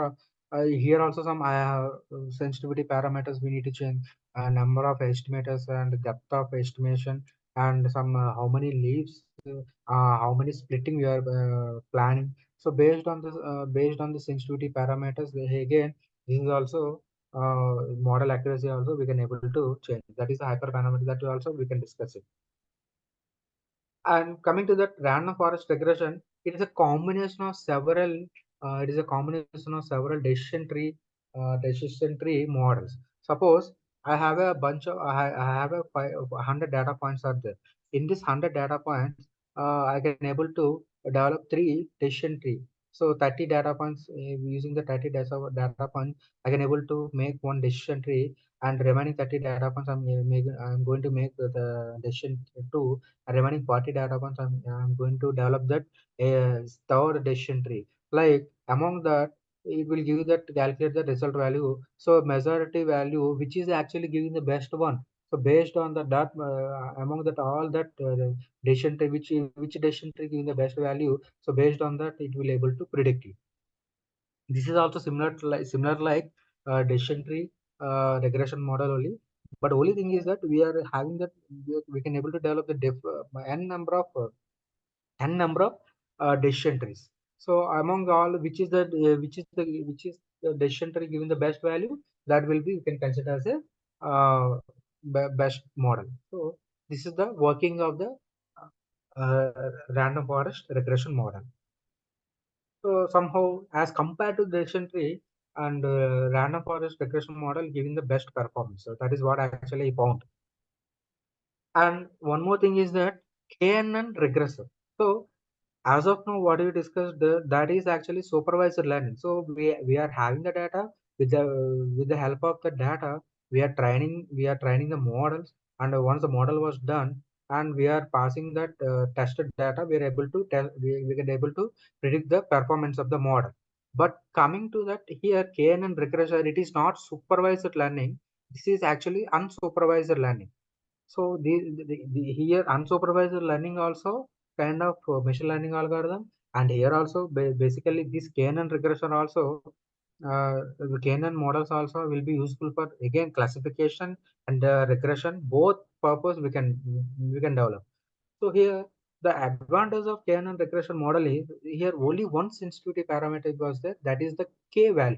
So here the K value will be calculated with the help of this formula. So nearest value, suppose if you have a bunch of data, the bunch of data, so it makes some clusters, it makes some cluster which is the nearest to that value, which is the nearest to the value, that value will be considered. So so entire data will be split into small clusters. Suppose if you pass that unknown data, so if you pass that unknown data, suppose this data will be belongs to that nearest cluster. So based on that, now the model will be developed. So this is also somehow it is well predicted. KNN regression model also somehow well predicted.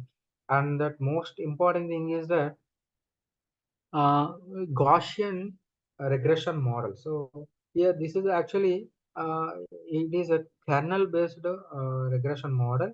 So kernel based means it is like based on the your data point, the curve will be Gaussian. It will be fitted with the help of using Gaussian functions. Any of the Gaussian function. So based on that Gaussian distribution only, your data will be fitted.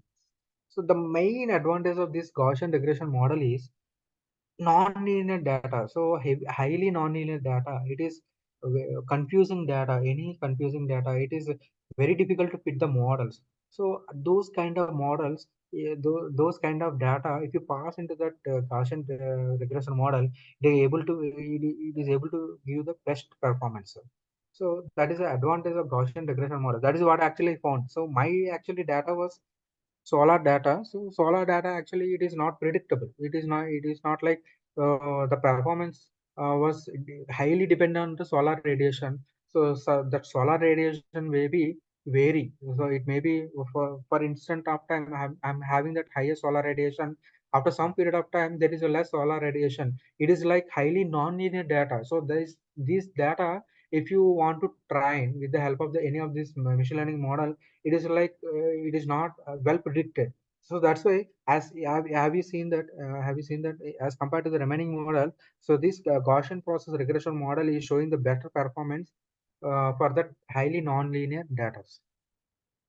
So these are the what are the sensitivity parameters are available for that these machine learning algorithm. So if you consider that random forest, if you consider the random forest, and we have a n estimators value we need to change, and a minimum sample split. Suppose this is sample split we can consider as a 3, 4, 5. If you vary that sample split, and if you vary the minimum sample sleeve, that is like our least leave value as I was taken as a 1. If you take 2 and if you take 3, and if it is splitting depth, I'm considered as a 10. If it is changing 5, and if it is changing this is also like trial and error approach. It is not like any systematic approach. So if you do that hyperparameter tuning for this value, and among the best among all these combination, which is giving the best value, so we can that model we can predict, and that model will be deployed for that any of the devices. But if you come to that KNN regressor model, there is no more sensitivity parameter. There is only one sensitivity parameter, that is the k value. If you keep on changing the k value, which k value your model giving the best RMSA value, that model will be well suited for the prediction of the model. And similarly, decision tree also same hyperparameters are available. And coming to the Gaussian process regressor model, and we have a basis function value. It will be also changing from 0 to 1. You can change, we can do that sensitivity analysis in this basis function. And sigma value also we have to change, and kernel function also we need to change. So these are the hyperparameters values are available for that machine learning algorithms. Based on that, you can able to we have to calculate that statistical indices value, that is that RMSA value or R square value. I already told that RMSA value nearer to 0 and R square value nearer to 1. Which model giving the best this value, we can say it as that is the best machine learning algorithm among all developed models. For non-linear data also, I'm giving the best value, that is that Gaussian process regression value, which is the least RMSA value and highest R square value. So what are the applications of machine learning algorithms? What is the main applications? So within 5 to 10 minutes, I'm going to end up this session. After completing this topic, applications of machine learning. So drug discovery, suppose we have a number of drugs. So I want to for particular problem. So I want to suggest that particular medicine. For a particular diagnosis, I want to suggest a particular drug value. So that can be possible if you collect the data for the drug information data we have collect for the particular information, we can able to train the models, and it will suggest that for your particular problem, whether this drug is suitable or not, it will suggest it. So for drug discovery application, nowadays we are using this machine learning algorithm. And for diagnosis applications also, maybe for biomedical applications also, most commonly used. So here, if you see CT scans, if you take the CT scans of data we are taking, suppose we have suppose some lung disease was identified. But healthy lung images, CT scan images are available. So we are taking that all images data, bunch of images data. So these images we have to convert into pixel data. So we have some kind of image processing techniques are available. So enter image was converted into pixels. So that pixels is nothing but again it will be converted into like digit values. So we are developing the numeric data. So once you are developing the numeric data, so that the numeric data we are trained up, and with the help of this machine learning algorithm, and we are identify that once you passing that one unknown image, suppose that that image having some problem, like so the person having some issue. So based on that, it will able to identify that what kind of disease that fellow is face the problem. So this is the for medical application also, we are implementing this kind of machine learning algorithms. And we are able to detect iris, and we are able to detect that fingerprints. And then the fingerprints also, no one having the same kind of fingerprints. So we are giving that the different fingerprints, and we are giving that actual fingerprint. So we are able to train up again these fingerprint images also we are converted into pixels, and the pixels will be able to develop the models, and based on the models also we can able to predict that actual fingerprint. And the signatures also we can able to predict. And I already told that speech recognition, voice recognition. Suppose I'm able to my voice is having some kind of amplitude, some kind of data will be generated, a frequency it is generating. So this frequency data I have in the numeric data. So again with the help of this numeric data I can able to train up. So huge amount of data will be there. So I can test with the different models, which data is giving the best model accuracy. So next time and all unknown data was unknown speech data we are passing. So if we can able to identify that, so what kind of category it was, like that it will able to find out. Signature detection also it is possible, and page detection also, and every page having the different pixels, and a different numeric data will be generated, and based on the numeric data we are able again train up with the help of this machine learning model, and we can able to exactly predict that actual face was what actually face it was. And for robot sensing, and like we can able to uh, giving that routing map, and all this can be possible for this kind of machine learning algorithms. And these are actually basic introduction about that machine learning algorithms. And tomorrow I'm having another session on how these machine learning algorithms will be useful for that 3D printed face change materials. Actually, face change materials actually one of the thermal energy storage application we are using these kind of materials. And how we can able to predict that face 3D printing, we can how we can able to print that this fashion material, and how we can effectively deploy this machine learning algorithm to this 3D printed fashion material, and how well we can able to predict that uh, data, experimental data of the 3D printed fashion material, that we can discuss into the tomorrow session. Okay, thank you. Any doubts from the participants? You can feel free to ask. Thank you, sir. Any doubts from the participants? Please unmute yourself and you can ask the questions. Sir, good evening, sir. I am Dr. Ganeshan from Coimbatore, sir. Okay, sir. Sir, for understanding the machine learning process, we need have any prerequisite study regarding Python, anything, sir? Or without knowing actually- that, we can go ahead with this study, sir? Sir, actually, First of all, for- I say that very good session you have handled, sir. Very good informative session, sir. okay, sir. As Thank being you a so much. mechanical engineer, you have taken like this means it's very amazing thing, sir.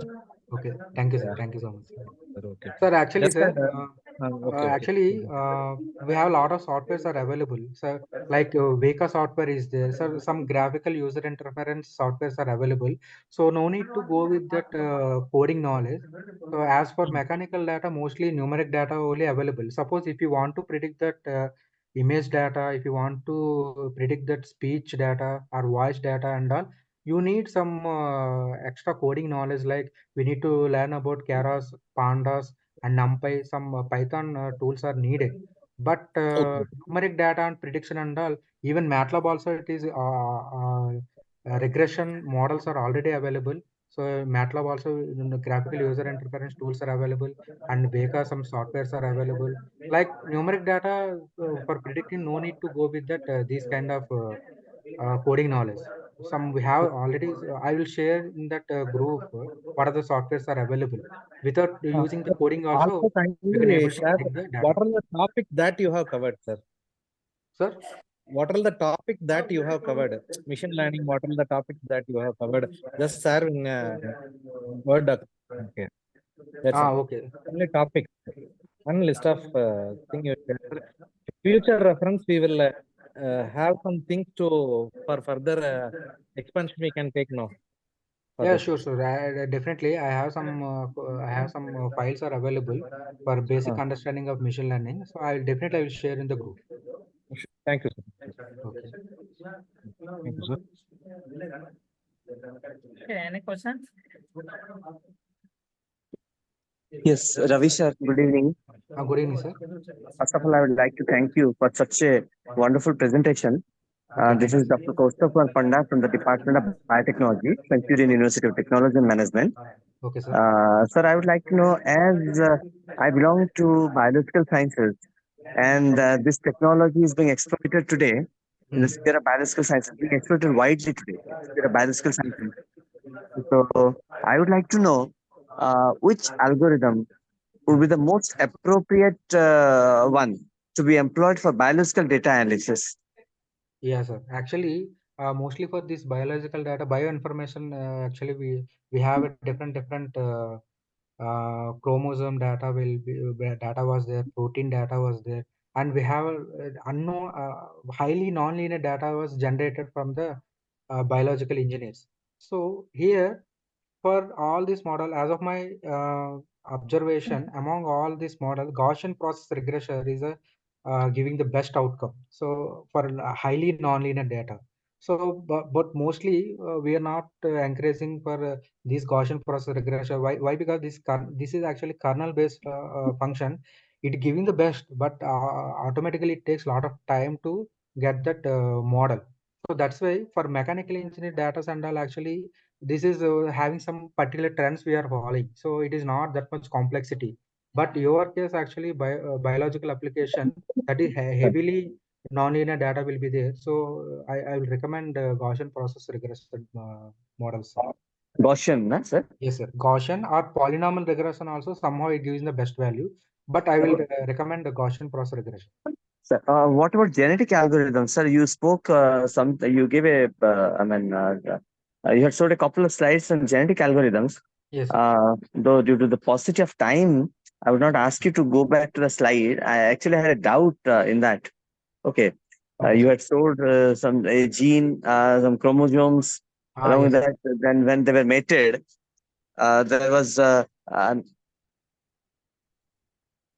go with this slide.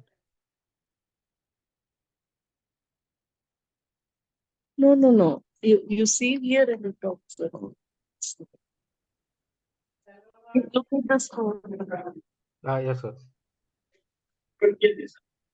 This actually- one, yeah, Ah. this is the one, sir. This is the one. Sir, Ah. where you have highlighted a few. Suppose for A, it is bright green. Then B, C, D, they have been highlighted with this radium color. Yes, Then sir. parent 2 has been highlighted with blue. Then the upstrings, actually, it's a bit confusing for me. I couldn't understand actually. Then Yeah. the upstrings before mutation you have showed, and the upstrings after mutation, I think it has been Yes, sir. shown. So what information does it actually impart, sir? Yeah, actually, sir, here, you know that here how the cells will be formed. First, it will do that crossover. So after Yes. that, it will be mutated. Like that, every cell will be follow the same this kind of steps. So first, Mhm. suppose we have a two parent cells. So one parent cell one and parent cell two. So Yes, sir. in this parent one, we have some chromosomes. So suppose we have a 23 set of chromosomes we have. So among Yes. that, some chromosome having giving the best outcome, and another parent having the another chromosome set having the best outcome.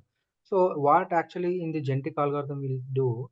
It will take the best value of the parent one. It will take the best value of the parent two.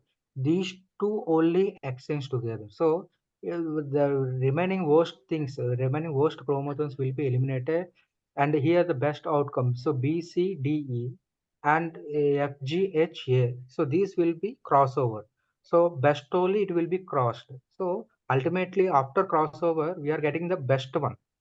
But here after that we are doing the mutation. So in the mutation and all, we are actually having some data we have to manipulate. So that means so only few chromosomes only we are mutated, like it is giving the best one. Like that it will be happening. So here the same code will be there, but only here the few terms will be interchanged. Like here instead of H, it will be mutated as a M, and A will be mutated as a N. So once that here, if you decode with the numeric data, so your earlier actually you are having the population value. So let us 100 we are decoded into this one. 200 will be decoded into this one. After we are if you after that we are doing the crossover, and after that mutation, and we are getting the this value. This value you are going to decode it. You are getting some more value like 150 or 150 or 160 or something value it is coming. So that is that is the best among that 100 to 200. So likewise it is keep on iteratively doing. Likewise it is keep on iteratively doing, sir. Okay. So how do you induce a mutation here, sir? Or it has been done. We induce mutations at the biological level. Thereafter, we do analyze those entities, or how do you do it actually? It's a bit maybe tomorrow. After tomorrow's session, I'll have a discussion with you. Yeah, Okay. sure. You have induced mutations, but whether the mutations have been induced using this, whether you have used this tools, softwares to show this models, or it has been- Definitely. Actually, so here one sensitivity parameter was there, mutation rate. If you see that mutation rate, suppose I'm giving the mutation rate value 0.05. So that means among 100 population, only five terms Yes, only certainly, mutated. certainly. Yes, they are rare phenomena. They are not frequently occurring phenomena.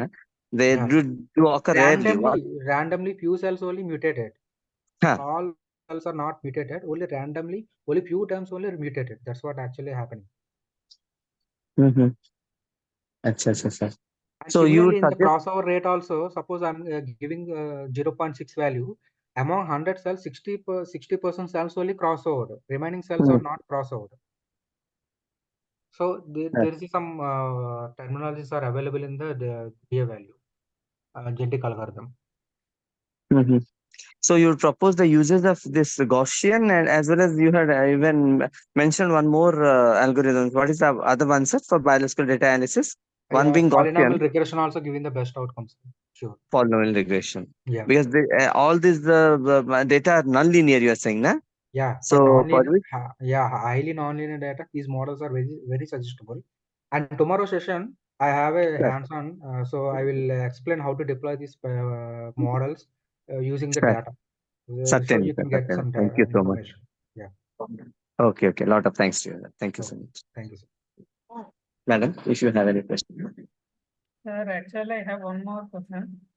Yeah, tell me, ma'am. You discussed so many algorithms.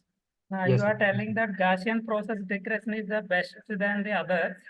Then if any experiment point of view from engineering aspect, blindly we can go for Gaussian process regression. No, ma'am. Actually, we cannot go blindly pick Gaussian process regression. I am suggesting for highly nonlinear data. Suppose if simple data I'm doing with Gaussian regression, it takes a lot of time. It takes a lot of time. Computationally, it will take a lot of time. So, but your data was very small and very highly nonlinear data. It is go ahead. Otherwise, what you can do, you have a very big data. Suppose like you have lakhs of data you have.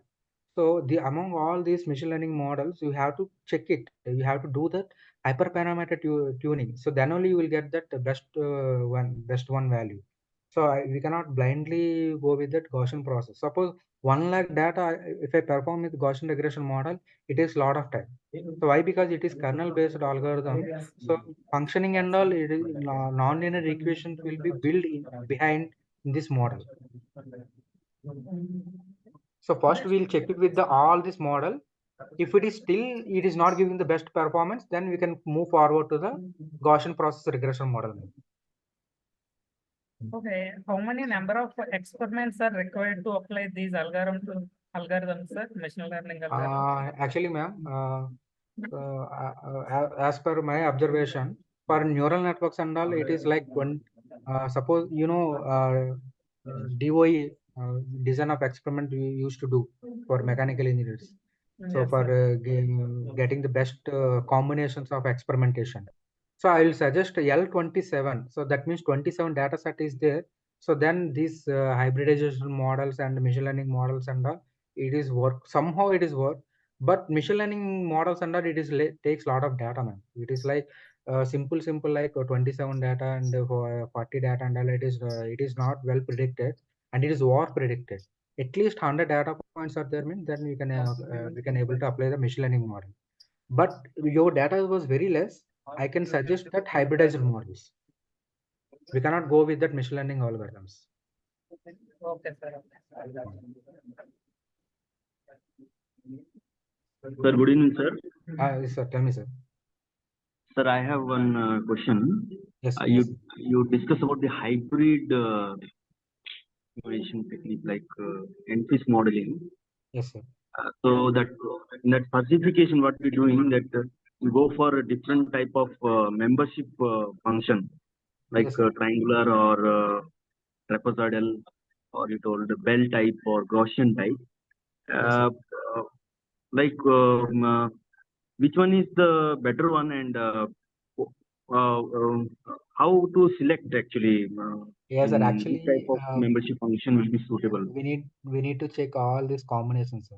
So we cannot say sometimes based on your data, sometimes the triangular membership function will give the best combination, and sometimes Gaussian process will give the best combination. We cannot say that which is the best one.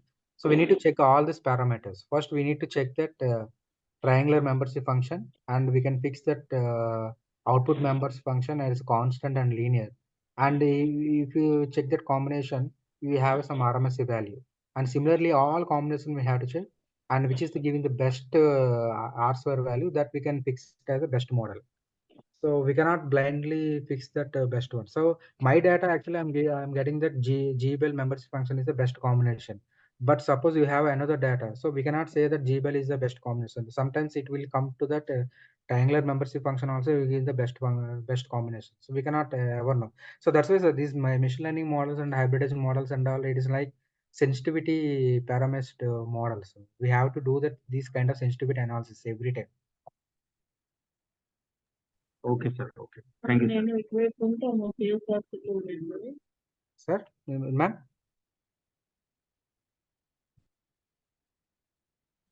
Good evening, sir.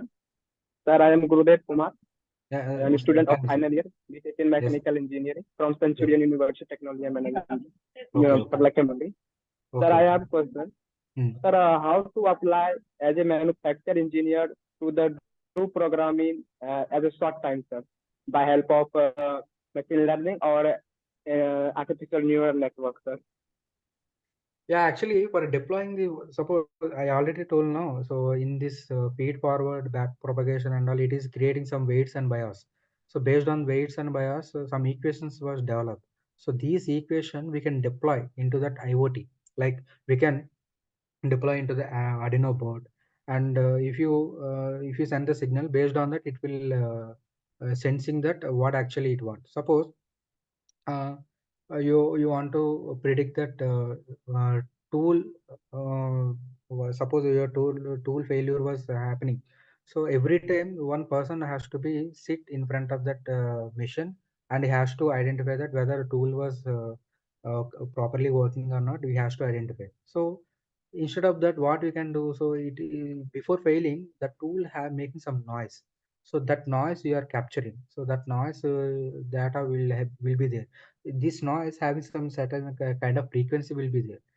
So that frequency, but when healthy condition you are operating that machining, and the healthy condition, that data you are taking, and this club you are clubbing all this data, and we are doing the randomization, and we are doing the normalization. After doing all the pre-processing techniques, and after that you are deploying the you can go with that any models. Either you are comfortable with the hybridization model, you can go ahead. If you go with that neural network, you can go ahead, or else you can go with that machine learning model, you can go ahead. But only thing is that we need to clarify that which model taking a lot of time. Suppose I have it 1 lakh data was there, I can go with the hybridization model, it takes a lot of time. So I cannot go with that hybridization model. So instead of that, I can comfortable with the machine learning algorithms. So machine learning algorithms actually lower data value, it is not well predicted, but high data points and all, it is well predicted.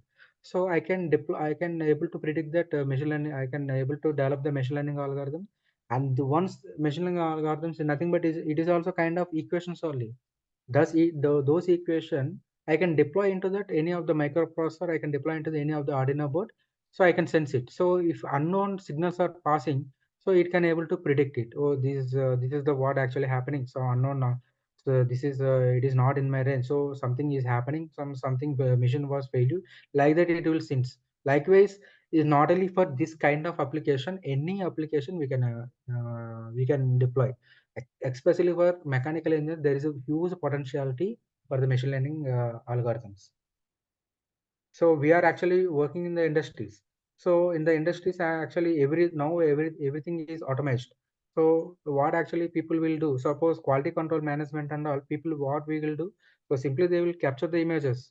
So they're visually inspected. So instead of that, we are there. If you gather those kind of images, if we are doing the image processing, if we deploy the models, if you connect it to the IoT or any Arduino board system, so next time and all, any failure product it is passing, it is sensing and it will give that it is somehow a failed component is passing, so that you automatically is reject that component. Like we can do for quality control. Not only that, welding. If you're doing the welding, some failure was observed in the joints and all. So that and all you have to check. We have to do that NDT analysis. So we can eliminate all these things if you do that automation. If you expert in this model, so we can develop your own system so that we can reduce that efforts. So manpower requirement we can reduce it. That is the we have a lot of applications. Okay, sir. Thank you, sir. Thank you, sir. Due to lack of time, tomorrow you can, if any participant want to ask questions, tomorrow you can engage with sir. Today I conclude the session. Thank you very much, Dr. Ravi Kumar sir, for that insightful and thought-provoking presentation on machine learning algorithm. Your expertise and depth of knowledge have provided us with a great understanding of artificial neural network and forward and backward and genetic algorithm and particle swarm algorithm and sensitivity analysis and teaching learning based algorithms and adaptive neural fuzzy interference system. And also you discussed about different machine learning algorithms, linear algorithm, polynomial algorithm, decision tree, random forest algorithm, k nearest neighbors. And also you and I have certainly enriched with your expertise, and we greatly appreciate the time and effort you have put into the sharing your valuable insights with us, sir. First time I understand this forward, backward, and numerically, that is such experience I have. Thank you for your wonderful presentation, sir. Thank you. Thank you, sir. So tomorrow I have a session. So I'll go with that hands-on session. So how to deploy these models into that Google Colab in Python. So the practically you will get some good exposure. So don't miss that tomorrow session. If you have still doubts, still I'm going to rectify all this. I will clarify all your doubts. Thank you. Okay. Thank you so much. Okay, thank you, sir. Thank you, participants, for your active participants in this FDP program. Thank you all.